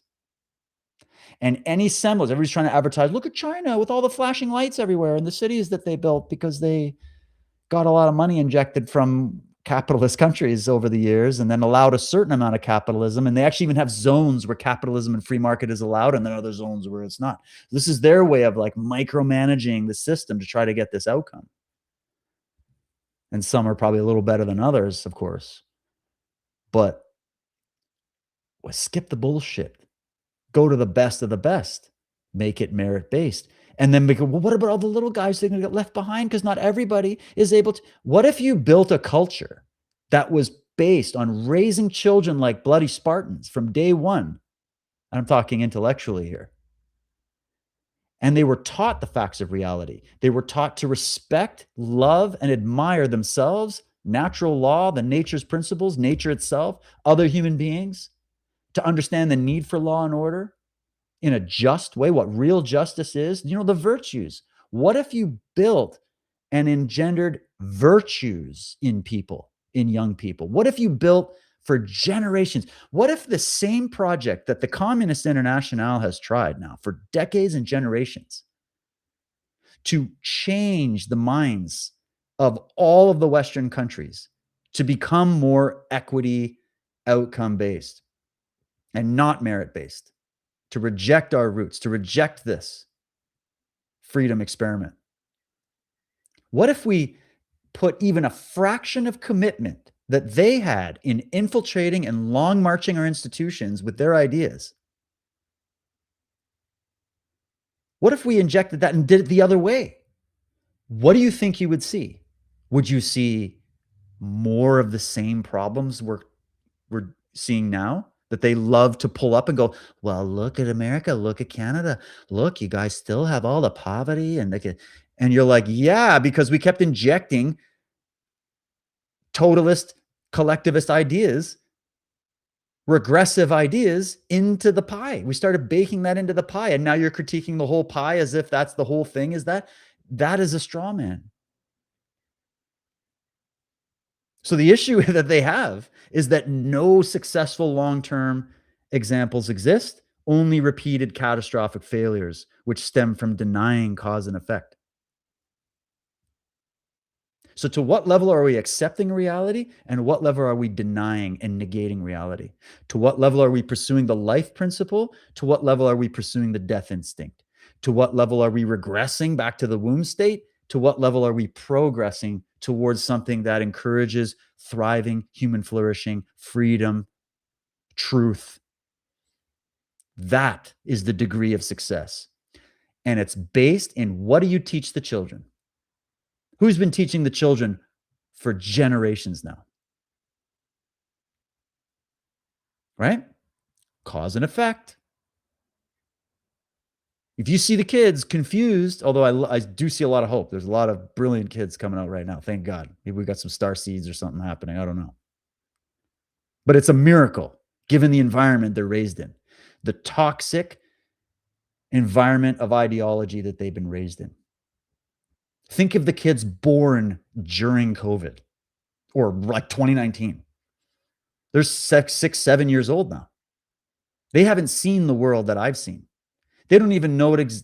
They don't even understand the world before that. I barely remember it. The world changed since then. It's almost like the world ended and a new world started, and we're trying to switch it back or make it even better, right? Like, so cause and effect is always in effect, whether we like it or not. You don't have to like it, but you cause so much damage trying to forcefully change it. And the level of arrogance that it takes to even want to try to do that is out of the stratosphere. So it all starts with, how do you raise the children? This is a quick note, the necrophilia critique, a case of projection. So there's many leftist thinkers, okay? You got your Derridas and your Foucault, and you even have, characters like Erich Fromm, for example, who were originally part of the Frankfurt School and kind of went along with the Marxist idea, right? You got to think about the time these intellectuals were born, the 20th century, the wars, the things that were going on. And that argument was so well put out to the intellectual class, it swindled even the best of us back then, the best of them, right? But funny thing about Fromm is, as he was writing his thing about the necrophilia and the psychology, he had a change of heart. He left that Frankfurt School ideology. He left that Marxist school of thought and then continued to flesh out his theories. And actually, when you read the whole thing, what he was trying to talk about regarding the necrophilic urge, and he was trying to expand on this death instinct thing. You actually see it in full context. The issue is kind of like with Hegelians, right? You have left Frommians or Frommites, and you have right, and you have middle, and same way you got left Hegelians and right Hegelians, because some of these thinkers are so big in their thinking, they can kind of encapsulate all the political spectrums and ideas, and you can kind of take from it what you want, right? So you got to remember that, I mean, it's happened even to the Ayn Rand people, where like there's her original ideas, there's the people that try to kind of go with some of the flaws and perfect them, and then there's the people that totally misrepresented everything she was representing and then call themselves some institute, and then you have all these issues that can happen. So don't get stuck in that, okay? Get to the core ideas.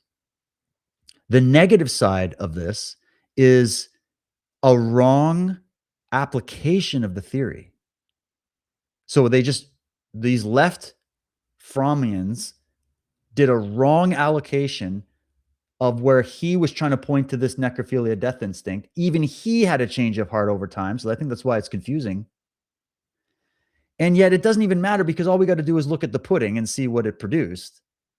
And so let me just summarize this and then we'll get through it. So this note is saying, leftist thinkers describe capitalism as mechanical, controlling, and oriented towards the dead. So what they did is they took the critique and went, it's capitalism to blame. It's meritocracy to blame. Freedom is to blame. That's why everybody's so mechanical, controlling, and oriented towards death. Well, that sounds like the critiques you'd get from your modern leftists. Like, you guys just don't have any feelings. It's like, well, we do care about reality and facts. We have feelings, but we don't base policy on feelings, because feelings come and go up, and it's kind of ethereal. Facts, they never die. So we're going to base economic policy and education of children policy and all these other, we're going to base that on facts and reality. We're not going to base that on fleeting emotions of fear and worry. And we're not going to do that, right? But anyways, in practice, central planning creates the real death cult. Here's the critique then, because they're going to say anybody that's into capitalism, and I have something to tell you about capitalism and that word and where it came from, by the way. They describe capitalism and free markets as mechanical, controlling, and oriented towards the dead. Is it the model of free enterprise and free trade and fair trade? Is it the model? Is that what's causing the obsession with mechanical, controlling, and oriented towards the dead? Is that the culprit? Is it the system of economics? Is it the system of observing natural law and following it instead of rejecting it and trying to change it by force? Is that what creates this mechanical urge or this death instinct? They're wrong. That's not what creates it. What creates it is central planning. Central planning creates the real death cult via rigid, anti-human bureaucracy that treats individuals as interchangeable parts, commanded by a central machine of government. Free markets, though, operate through voluntary exchange, innovation, and spontaneous order. So the description given by these leftist intellectuals better fits in forced collectivism than it does free enterprise. But of course, they'll never admit it. Never, never, never. The most brilliant academics and genius minds have debated these people, and it's like arguing with somebody that just wants to keep repeating over and over again that 2 + 2 = 5. There is no reconciliation with those minds. However, those debates are really useful if you're a curious mind and you're open and you're just wanting to see by merit who's got the best argument, who's got the most facts, who best reflects observable reality. If you're into that and you're a fair judge, go watch all those debates and you'll learn a lot, not just about the arguments, but about the psychology driving the arguments, which is way more important in my opinion. Okay, we got to do this because every time you bring up capitalism, you got to refute the exploitation claim. So here we go. Voluntary trade benefits both parties. Do you agree? Do you agree with that? If you and I are going to voluntarily trade, I've got something you want, you've got something I want, and we voluntarily agree to come together and say, hey, I'll give you a little bit of this if you give me a little bit of that. We make an agreement. We're both people of integrity. We back up our end of the agreement. We both leave winning. You got a problem with that? What's the problem with that? Tell me in the comments. Here we go. Voluntary trade benefits both parties. The key word being voluntary. Equity trade, meaning equality of outcome, meaning regressive ideology, requires the use of force, i.e., not voluntary. So if you're explaining this to your 10-year-old kid, this is the way you break it down.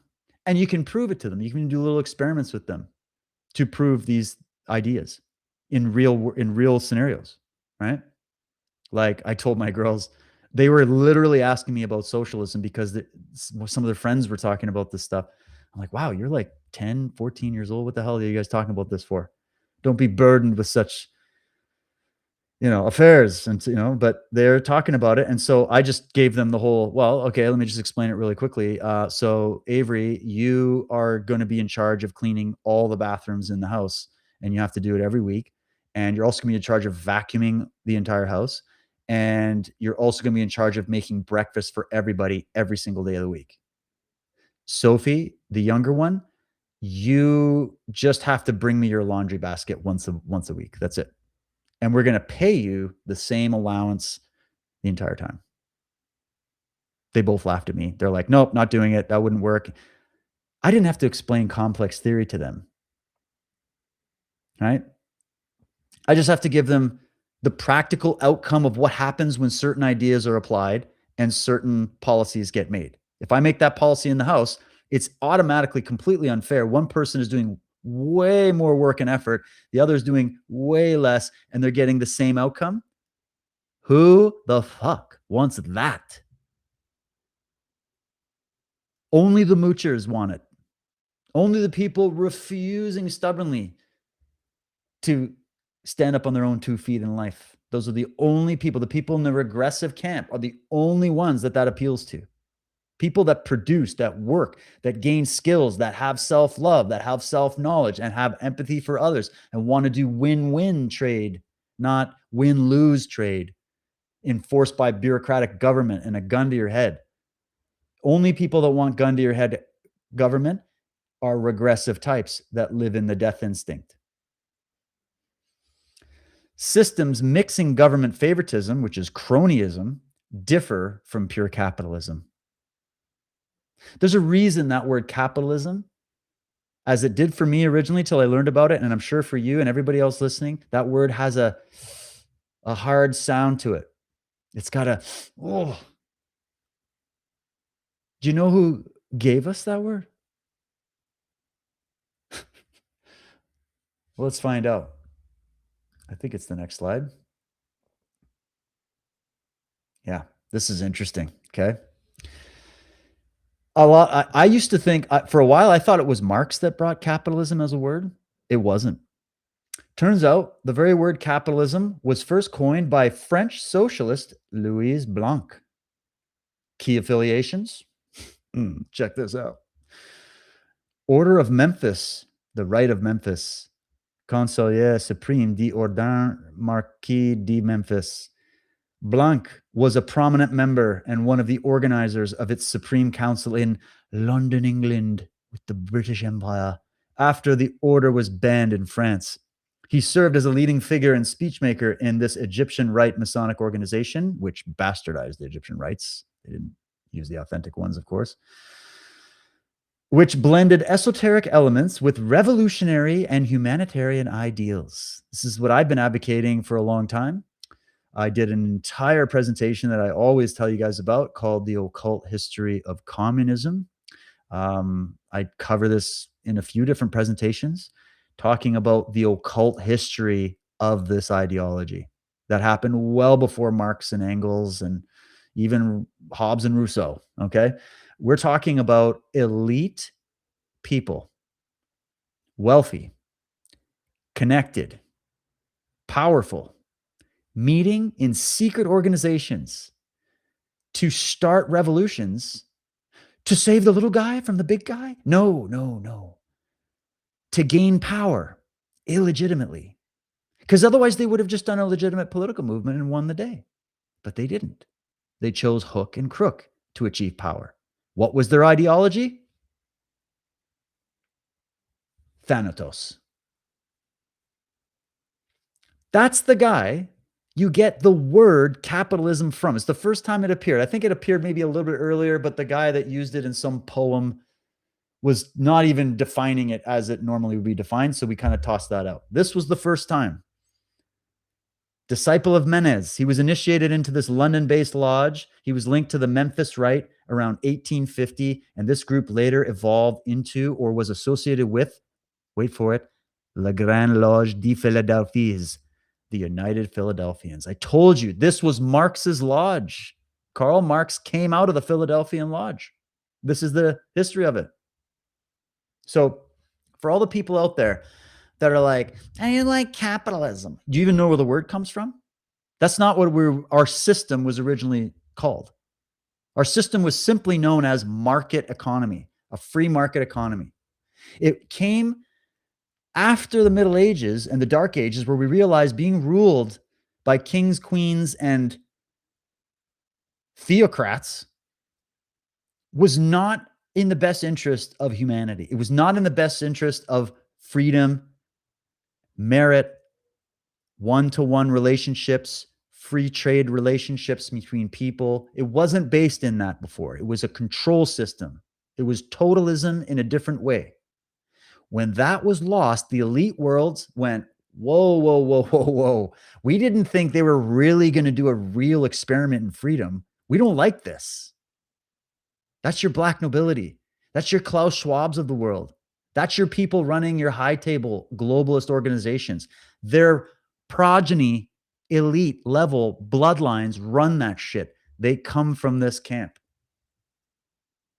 Maybe there's some interbreeding that's causing this psychosis. I don't know. But Do you find that a little bit interesting? The person that gave us the word, and they didn't give us the word as like, this would be the ideal system to have humans govern their affairs that promotes freedom and property rights and not having the government interfere every day in your life. Oh, no, they didn't. He wasn't speaking positively about it. He was a communist before communism even became a thing. They wrote about it to say, this is the target on the wall, guys. We need to destroy it. Now, remember what I said. Some of these elite people were ideologues. They were just drinking the Kool-Aid. They loved whatever Jim Jones of the day was saying. But some of these people at the top, the sharks, they just went, ooh, this is perfect. The masses will gobble this down. They will drink it in. They will become one with it. And we will gain the thrones of power. Something like that. So yeah, there you go. Interesting little bit of history on the capitalism word. Flipping back to the psychology here, let's get into some Jung. This is powerful, man. He's talking about regression and the challenge of individuation. It's the term he coined, individuation. Others have different terms for the same process. This is about you connecting to your individual innate spark of life, eros, that you have been imbued with in this life to bring into the world. In order to be able to bring that little spark of light into the world, you must individuate. Does that sound scary? Only if you don't know what individuate means. Individuate to some people, when they first hear it, means I'm going to go live like a hermit in the woods all by myself, and no one's ever going to bother me ever again. And I might be like, that would be awesome. No, individuation is about understanding the different spheres of being. Okay. The individuation is just understanding that you have this amazing superpower. It is what you are. You're animated with the stuff of the universe. That's called a soul or a self. Soul, self, not too far off in terms of we're talking the same thing here. Capital S self here, okay? I'm not talking about just the ego and the elements of your psychology that have brought all these editing programs in and all this inflated personas. We're not there. We're talking imperial self, raw, prime source that you have encapsulated in your body, all right? In order to bring that out to the world, in order to truly find meaning in the world, you must form a relationship with that. That's what the Christians mean when they say, I have a relationship with Jesus. That's what the Buddhists mean when they say, I found nirvana. That's what they all have their way of talking about it, okay? It's you having a relationship with that spark of light that is what you are at your core. That's your individual, who you are. You are that. If you decide to keep that under the blanket, keep that locked in the basement, throw away the key, and become totally collectivized, meaning you don't think autonomously at all,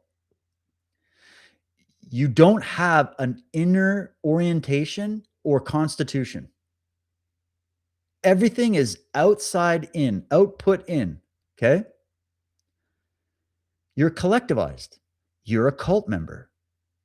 That's your profile. And you automatically, because you didn't activate the spark of life, are going to be hooked into the death instinct. Regressive.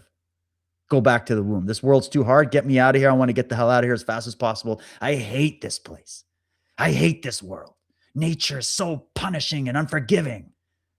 And there's all those assholes that keep climbing up the greasy pole ahead of me. I want to go backwards, not forwards. Let's go backwards in history. I want to be living in the world before electricity was invented by genius minds. I reject everything of the modern world, everything, all the good. I've rejected all because I hate myself. I don't want to be a self. I don't want to be alone with myself. I don't want to face the consequences of facing that. So I will go to the crowd. I will become collectivized. And you know what? I will follow the leader that is the champion of the crowd. Even if they're a psychopath, I don't care. Even if they're a blood-drenched genocidal maniac, I don't care. They're my champion because they save me from myself. That's the creed. So, what is he saying here?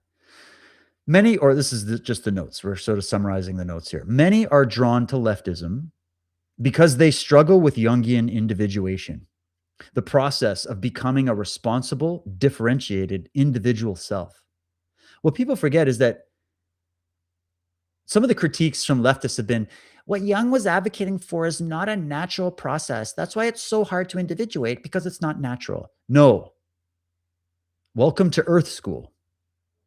You're put into this like in a video game where you have the base settings and the base armor and the base weapon that sucks, it's rusty, and you got to level up over time to get the rewards of life. It's kind of like that. I don't know if it's the best example, but it'll just have to go for now. And the process of becoming a responsible, that word responsible, it's the one all the teenagers hate. I used to hate it too. Are you being responsible and making responsible decisions? Maybe not all the time. But responsible means you're taking personal responsibility for your actions and your inactions. This is a huge part of meritocracy law, natural law. Okay. If you do the deed, you suffer the consequence, whether it's good or bad. If you don't do the deed that you should have done, you will suffer the consequence. You recognize this, you operate accordingly to the best of your ability. You're going to fail. We're infallible, or we're not infallible. We're going to make mistakes. We're going to have these things, but that's what this is. It's like when I talk to my jiu-jitsu students, the first time I teach them X guard, like super complicated in the beginning.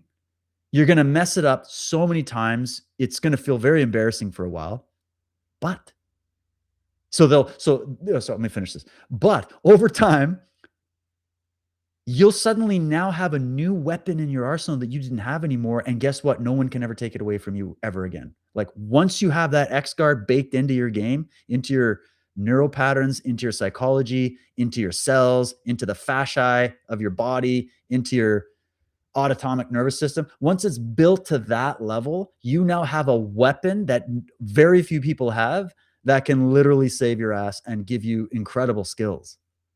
And that's just one. There's so many of these things, these techniques, these refinements, these ways of solving problems. That's what techniques are, ways of solving problems.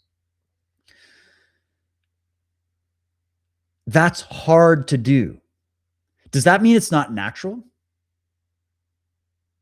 No, it's actually when you learn something like X-Guard, I don't know, maybe you know about it. Probably people don't know what I'm talking about. It's just the example that came to my head. Or how about a roundhouse kick? Some Chuck Norris, If I ask the average person to throw a roundhouse kick based off what they've seen in the movies or in watching UFC or something, 99% of people will throw it completely horribly wrong. Does that mean it's not natural? Or if, let's say we corrected some technique, we practiced it, we developed some muscles with it that you need to develop, some connectivity muscles and balance and the ability to turn and align your body and then mentally understand it. And then eventually get to a point where you don't have to think about it anymore. It just happens, right?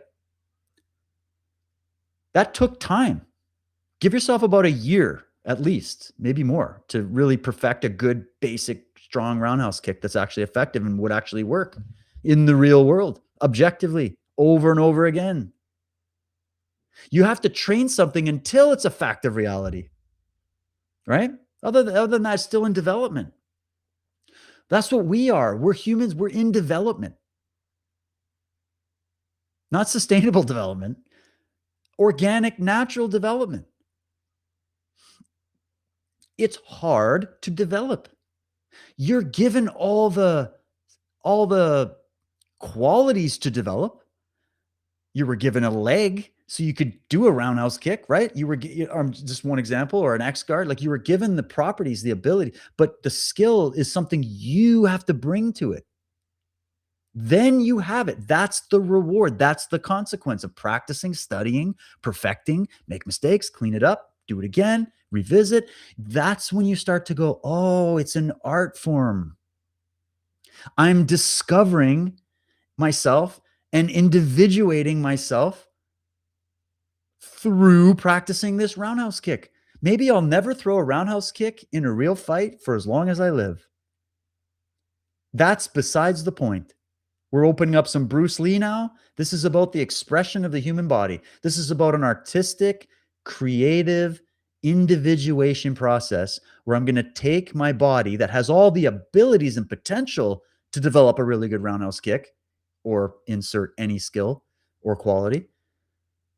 But in the rough, if I don't do the work to develop it, because I believe that, well, because it's hard, it's not natural, therefore we shouldn't do it.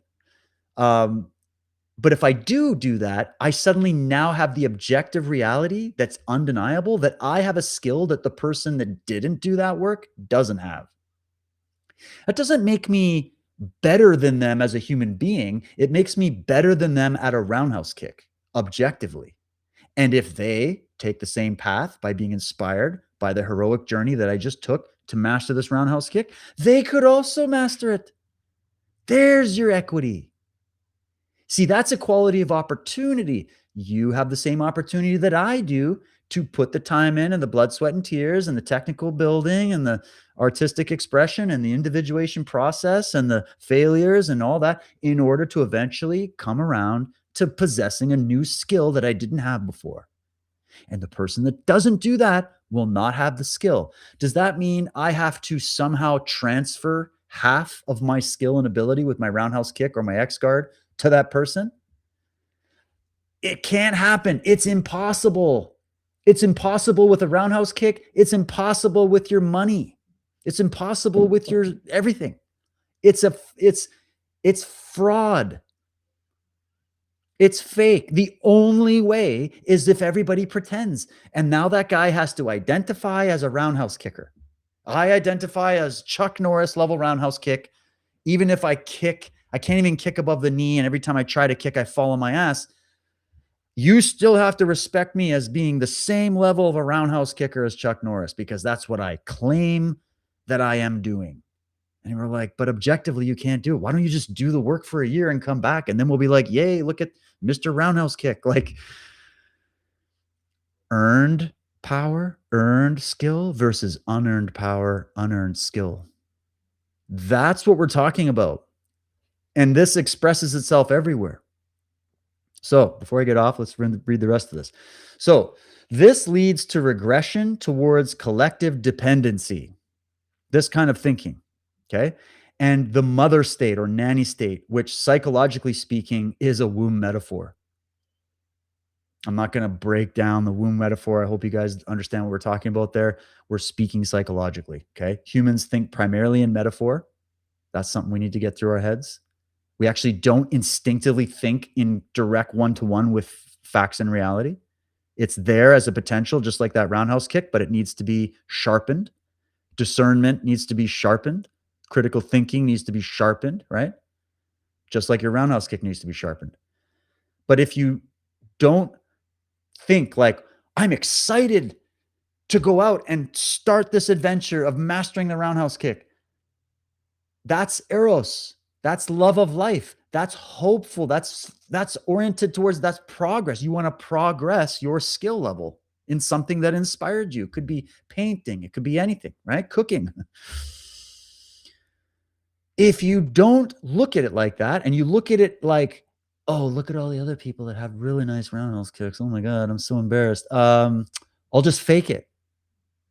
You're on regressive path now. Because you've just walked up to reality, said F you for not just giving me an automatically amazing black belt level roundhouse kick when I was born. I actually have to work for this. You know what? I'm done with this. Let's move to regressiveness. Let's go on that camp. And it just starts with little things, little concessions you make. And guess where it all boils back to? Back to the betrayal of the self. Not even developing a self. Not even developing a self that has the ability to create and develop any skill. Because you don't have any more incentive now. Because your worldview doesn't incentivize you. You see? I'm getting passionate about this because this is how powerful this stuff is, guys. How powerful truth is. I'm also seeing the world my daughters are having to grow up in, and I'm not happy about it. So I'm going to be a little passionate about what I think could be the antidote to our situation here. It's already been thought up. We don't have to think it up anymore. It's already been done. The work has been done. We just got to implement it. So Carl Jung, oh yeah, here we go. Mass ideologies, so collectivistic ideologies, group over individual, activate archetypes of unity and scapegoating, lowering individual consciousness and critical thinking. This is one of the reasons why the elites favor collectivistic models to sell to the masses, because it shuts off the most powerful part of you. It shuts it off. It literally is advertising that you destroy through the cremation of care ritual, cremation of care, the fake virtue signaling. Oh, I care more about everybody else than I do myself. That makes me virtuous. Some of the brightest minds would tell you horseshit. It doesn't make you virtuous. It turns you into a monster over time. The whole time you're going to pretend, but we can see through the mask. We can see through the mask. And can't we see through the mask now? Isn't it obvious? So mass ideologies activate archetypes of unity and scapegoating, lowering individual consciousness and critical thinking. Carl Jung said it this way: a group experience takes place on a lower level of consciousness than the experience of an individual. Why? Is he lying? Barney the dinosaur could have said that, and we could still qualify it to see if it's true. And Barney the dinosaur couldn't have come up with that. I'm just using that as an example because some people that be like, I don't like Carl Jung. Whatever he says means he's part of the Illuminati. I'm not going to listen. Whatever they come up with, right? The excuses. Forget about the name if you have a problem. You shouldn't, but let's just say you did. Qualify the argument. Like, where's the lie? A group experience takes place on a lower level of consciousness than the experience of an individual. You could experience that over and over again. You could be like, yeah, but when I went to the big boxing match or hockey game or Super Bowl halftime show or the big liberal convention or the NDP convention with the points of privilege, I felt a buzz in the room, man. I felt like I was part of something for the first time in my life. I felt needed and recognized, and I felt elevated. And yeah, you're feeling a bunch of feelings. Those are fleeting. When you go home, you're back into the state of existential crisis you left with. It's fleeting. It's fake. The experience of an individual, the only way you can sit with your darkness and your depression and your anxiety and your fear and your worries and all the problems and all the skeletons and all the demons, the only way you can confront that and win is as an individual. As a heroic individual.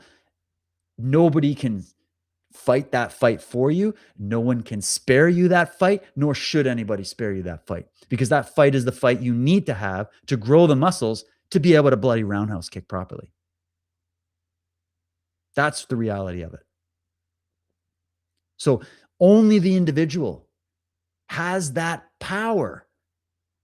Your collective brain, you literally, what he's basically saying, if you want to boil it down, the brain switches settings when it's in the collective sphere and then switches back in the individual sphere. And one is the root, one is the primary, one is the secondary. What good propaganda does is it switches off your individual mind, where you would be sitting there going, wait a minute, this guy's trying to tell me that Ebola is going to wipe us all out in like a week, like what, or whatever it is, or this product is going to cure me of every single issue in my body if I just take this pill that's like $400 a bottle. Like, I think that's a bit expensive. Maybe they're selling me a bunch of bullshit. The individual mind has the power to do that. The collective mind that says, look at all the good reviews, 5 stars across the board. Everybody likes it. Look, that guy's doing it. Look, this celebrity likes it. It must be good. Give us your money. When you're in that, man, you're literally, your IQ just dropped like below room temperature when you're thinking on the collective level. Just watch the aftermath of a football match or a soccer game. People go absolutely apeshit because they're in dumb brain, collective brain, mob psychology. What do you think this whole thing about mass formation psychosis is all about? There's an entire research field that's been going on for like 100 years about this phenomena. Right? So what these politicians are, what these regressive collectivists are trying to tell you is that your individual mind is not to be trusted. Only the voice of the crowd in your head is to be, which we command, by the way, through our propaganda ministry. We command the voice of the crowd. The crowd is in your head. We did a whole episode on this on Unslaved. Wonderful episode. You should check it out. And we command that. That is the truth. That is the voice of the gods.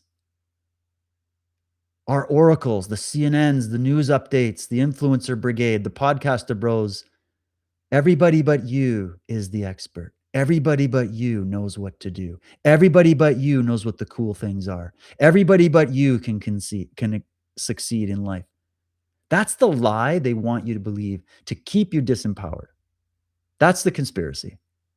And the people selling it to you are either doing it because they're psychopaths and they know this and they're just using it as a strategy, or they are victims of this death instinct, this regressive thinking, this self-hate, this reality-denying plague themselves. It's one of those two things. Each one ends up in the same room. So socialism and collectivism provide an escape from personal responsibility into a group merge, the ultimate escape plan from the pressures of reality. And it's the hottest selling ticket on this planet. And it is Thanatos. It is death. It is the cult of death and power. Couple more. How are we doing on time? Ooh, okay, we're going to wrap this soon. Let's get into some Arno Gruen. A phenomenal title for this book is called The Betrayal of the Self. I mean, some of the ideas in there are gobsmacking when it comes to what I'm presenting to you here. Okay, so just a sort of a summary.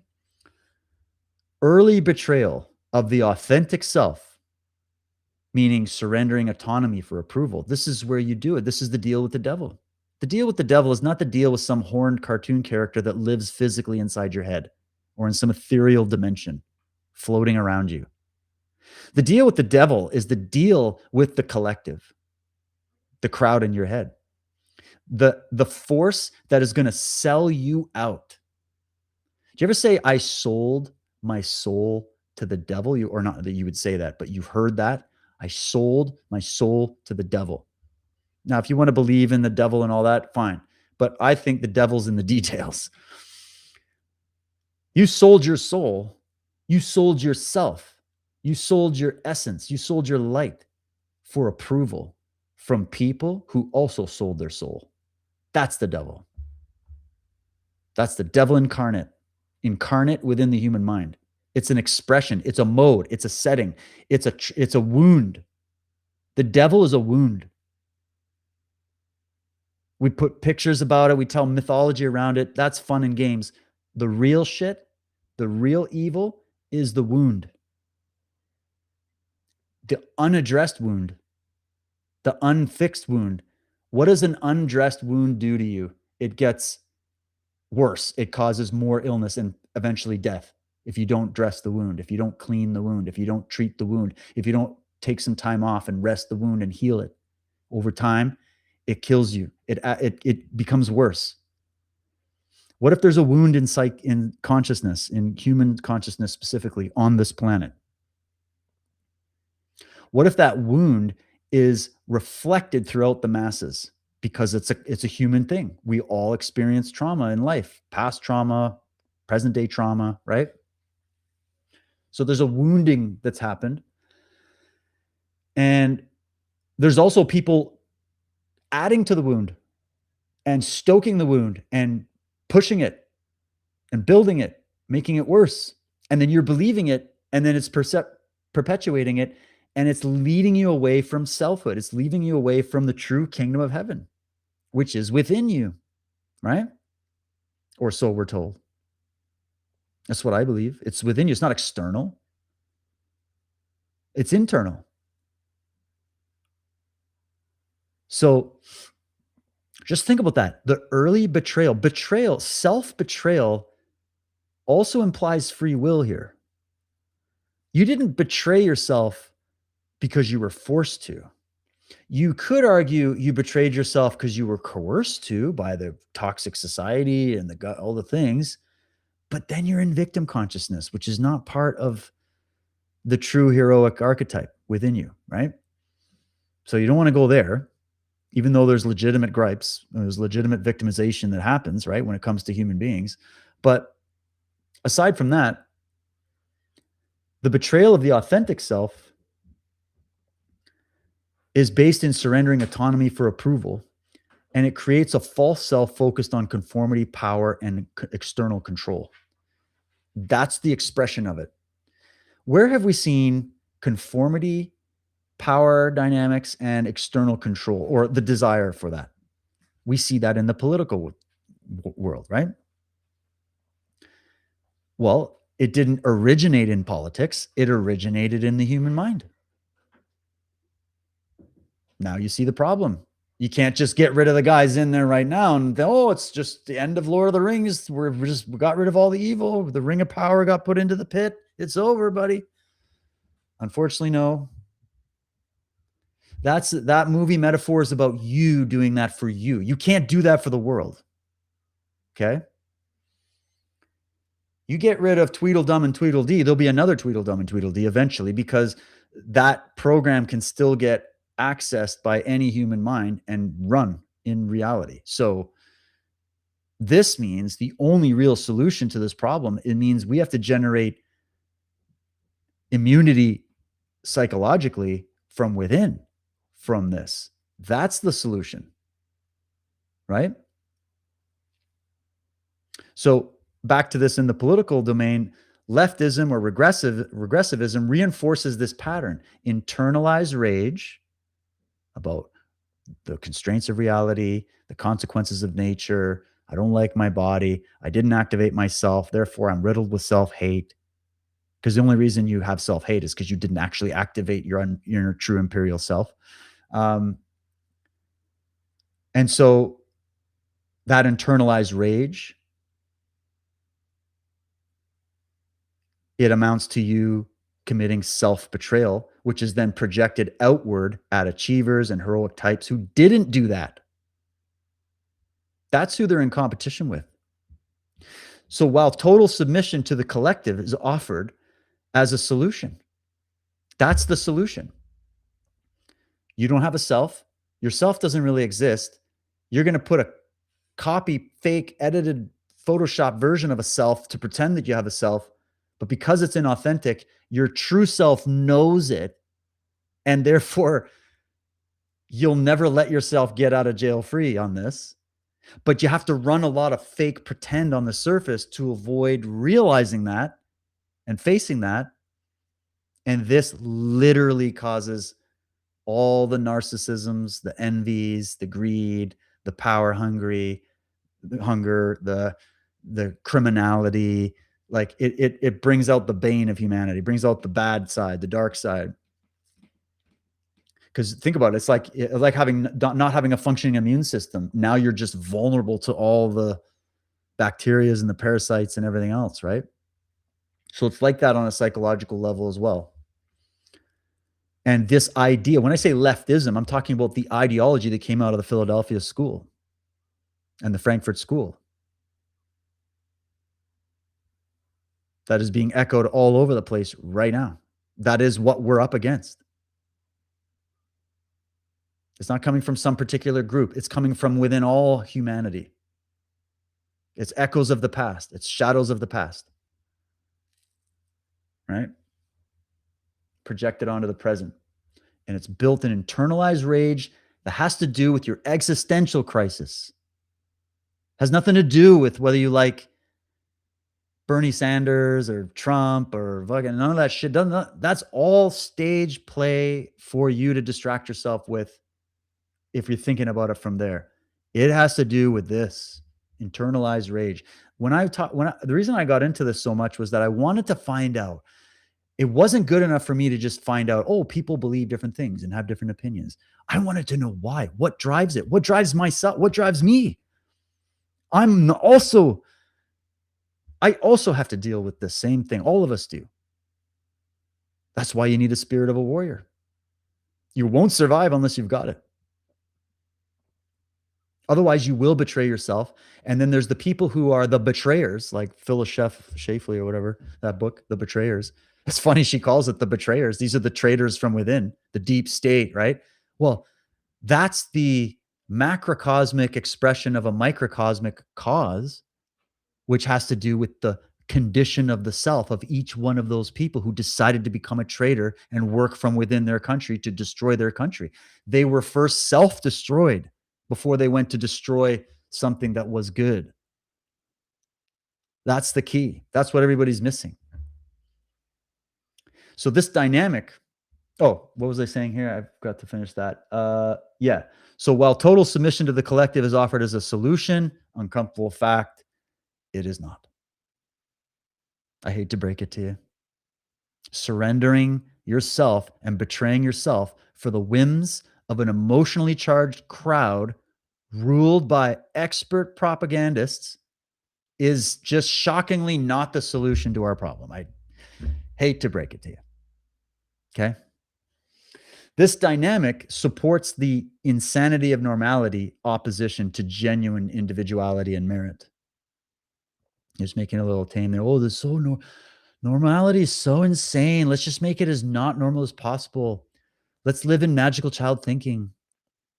Let's reject reality. In fact, anybody standing for reality, let's just call them the worst names in the book and ostracize them from our communities. And in fact, we should get the government on the case. Maybe they should charge them and put them in jail for daring to point out anything that has to do with reality. That's where it goes, right? That's what happens in cults. That's why they don't like dissent. They don't like thinking outside the box. They'd rather you all drink Kool-Aid and commit mass suicide than realize this truth. That's the level of evasion going on here. So Grunow, the good thing about him is he links such behavior and self-betrayal to broader patterns of destructiveness and avoidance of living an authentic life. You're avoiding living an authentic life rooted in reality, rooted in your inner reality, not some fake one you invented to mask the pain that you're trying to hide from and then force everybody to play pretend with. That's not the solution. That's why previous to, I don't know, yesterday in history, psychologists never advocated for entertaining the delusions of their patients. Some guy walked in and said, "I'm Jesus Christ." They don't go, "Oh, Jesus, so nice to meet you." They talk to them one-to-one and they work on it. Well, what prompts those feelings? What, and you eventually get to the point where, you hopefully can help them, but you have to help them at the root.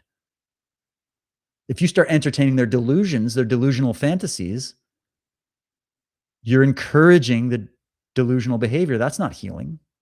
That's making it worse. That's like saying, "I got cancer, doc." He's like, "Well, what you really need is some more cancer."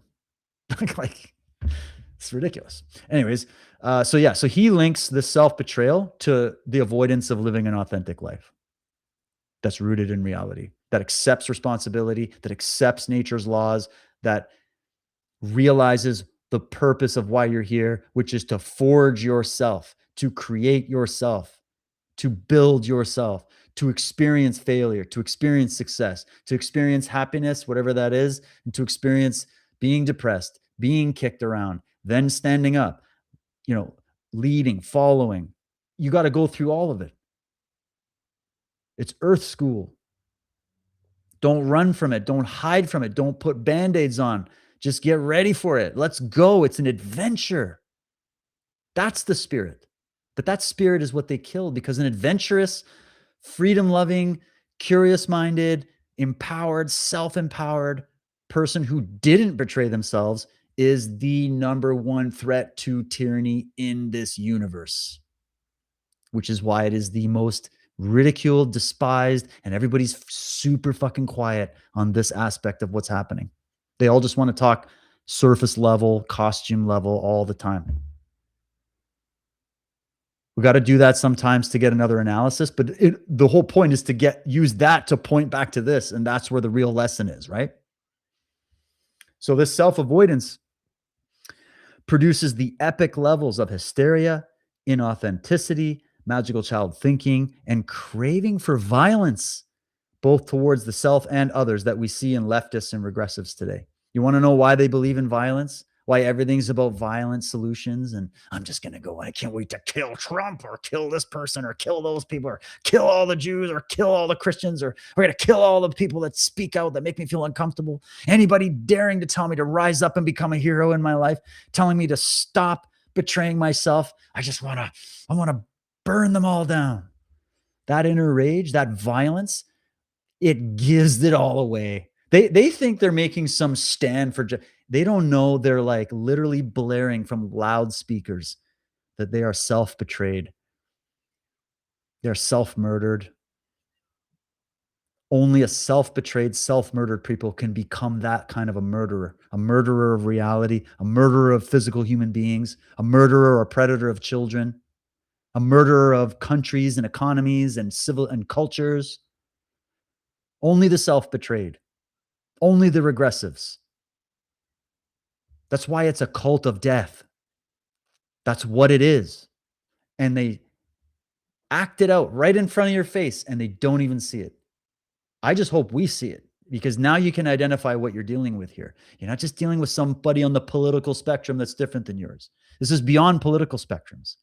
This is psychological spectrums. To what degree are you at war with nature, reality, and God? And what degree are you not? That is the question. Not who you voted for, how you think the economy should be run. That's secondary. But the primary of what we're getting to here does influence that secondary realm, right?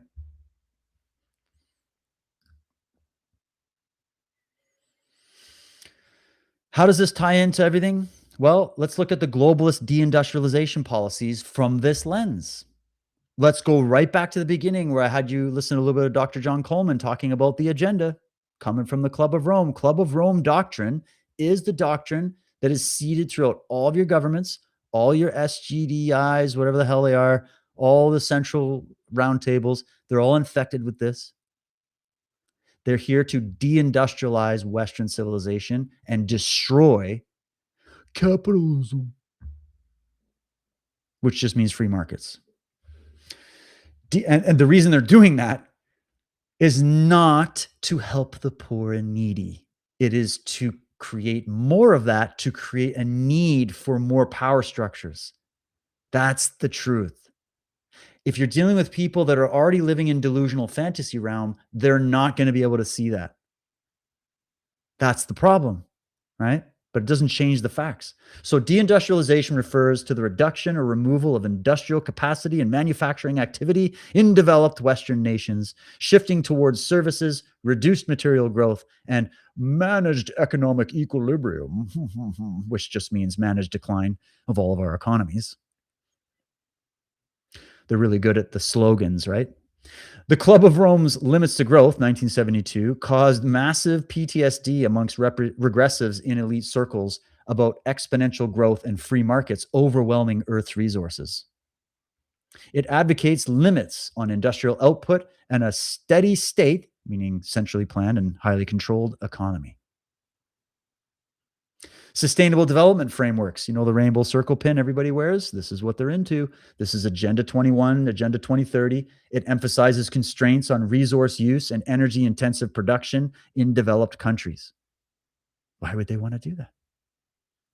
This is clearly a program of managed decline under environmental and other crises pretexts.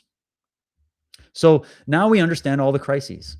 The crises are, people go, well, they're just to make money and get clicks and get, no, okay, that's just for the low level minions, okay? The top dogs, the high table, as I call it, they have their way of seeing the world and what they want to do with it. It just so happens to entail central control, central power, not meritocracy, because of course these people would not want meritocracy, because otherwise meritocracy would immediately overthrow them, because they are not the competent, amazing genius. They're genius in evil, but they're not a genius when it comes to actually working in reality and doing fair games, right? So they wouldn't want meritocracy or they'd be washed out. That's why they hate anybody that did achieve meritocracy and got actually elected by their people, that actually does fight for them and is trying to represent them. That's why they're seething with rage and panic against these people because they despise competency, because they aren't that.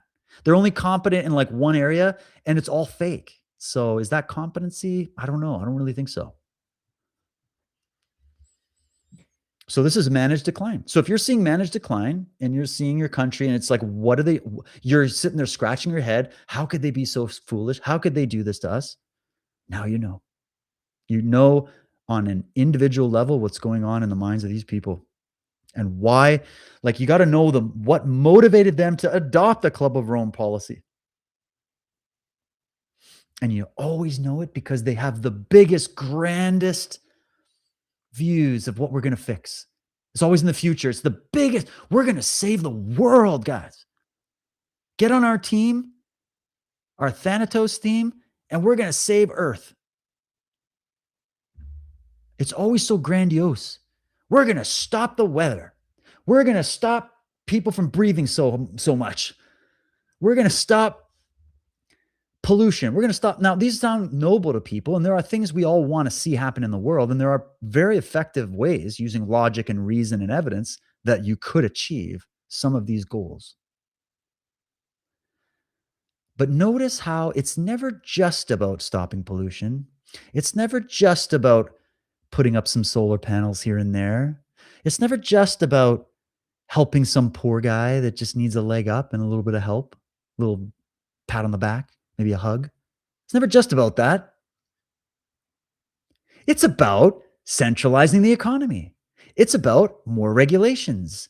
It's about a gazillion new laws. It's about surveillance. It's about digital currencies where you won't have a right to say, I don't want to buy this, or I don't have any say with my money. Or it's about having credit systems, social credit systems.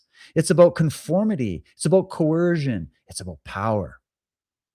Hiding behind the light, hiding behind the works of good. That's how evil runs. It doesn't walk in and go, hi, I'm super evil and I have a anti-human agenda because I'm riddled with rage at reality and not having a self. And I see people that are out there being heroic and getting up on their own 2 feet, and that really irks me. So I've dedicated my entire life to creating something where those people get destroyed, and we help the little guy like me, the little guy that never developed a self. Who's buying this? Hopefully nobody.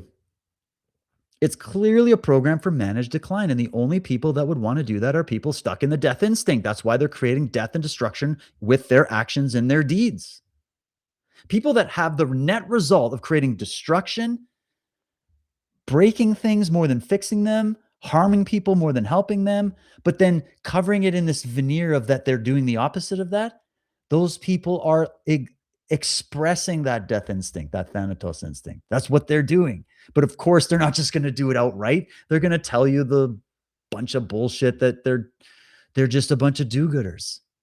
They ain't. The do-gooders would be the ones that would be less intervention. Yeah, let him fall and bang his head a couple times. Maybe he'll stop falling. Stop helping him so much. Overly helping people doesn't help people. Big shocker. Right? And the problem with all these issues, these sustainable development frameworks, is these extend forced equality and they spread that logic globally. So it's forced equality. Antithetical to nature. Controlled regression over merit-driven growth. So instead of having merit-driven growth, it's controlled regression and forced equality. It's as simple as that. So there is no left and right. It's just, are you for forced equality or are you for merit-driven growth? Which one? Start making these questions simple for all your friends. Get into the psychology. I swear you'll win every debate. They'll freak out. They'll stop talking. They'll change the subject. Watch how, and just take notes when you do this. Just if you have this level of the debate with people, watch how many times they interrupt you. They don't let you speak. They don't let you finish your sentence. They just keep talking because they need noise. These kind of people, you'll know they need noise. They need noise. They can't hear you saying it, because if you say anything that is prompting that inner self that they've tried to drown and murder, if you say anything that tickles that, they're going to talk. They won't shut up. They won't listen. They won't take notes. They won't research it. They won't go read some Arnold Gruen. They won't do it. They won't do it because they need the noise.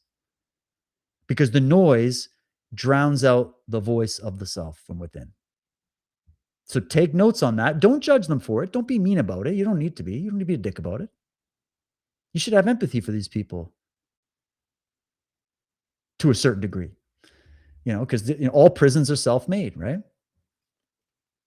And maybe you never know. Maybe that imperial voice within them will hear something you say if you're being reasonable and you're presenting good, sound arguments. Maybe they'll hear something that they won't hear in the moment consciously, but subconsciously, because that's connected to that inner voice, maybe something will happen, and maybe down the road they'll have that eureka moment. And that's why it's important to have these conversations. Not be confrontational about it. There's no need. It's like what we always give advice to in a fight. You don't have to start the fight. You don't have to be the one emotionally charged and freaking out and spazzy white belt in the fight. Let them be that, and let them fall on their own sword in the process. It's the best, most empathetic thing you can do, is let them defeat themselves over and over and over again until it clicks in. Hey, I'm doing this to myself. I'm the one harming myself. And maybe their wake up will happen. But mostly don't waste your time debating these people. It's just a waste of your time and energy, okay? What's the last one here? Just a summary. Forced equality, which I've been calling regressive totalism, consistently fails because it denies reality, whereas meritocracy, which I associate with truth and freedom, succeeds because it aligns with reality. So we don't have to have the left and right debate anymore, guys. It's over. This show has ended it officially. I would tell everybody it's over. We're done. We're not doing political debates anymore. There is no left and right. That's become so polluted. There used to be a utility for it. Maybe there's still a little bit, but when it comes to the social debate that you can be having with your friends and neighbors and people around you, as society continues to go wherever direction it's going to go, win the battle, circumnavigate all the arguments they're going to try to throw at you, which will just tangle you up and waste your time and energy, and nothing will be resolved. Skip it and be like, yeah, I'm not really into left and right. I'm more into whether we're for forced equality or meritocracy. Are we for regressive totalitarianism, or are we for truth and freedom? Are we working in a positive, mutually beneficial relationship with reality and nature, or are we actively combating it and trying to forcefully fix and change nature? Which one is it? Right? So you can kind of bring it to the bigger argument, and like there will be no rebuttals because there isn't any.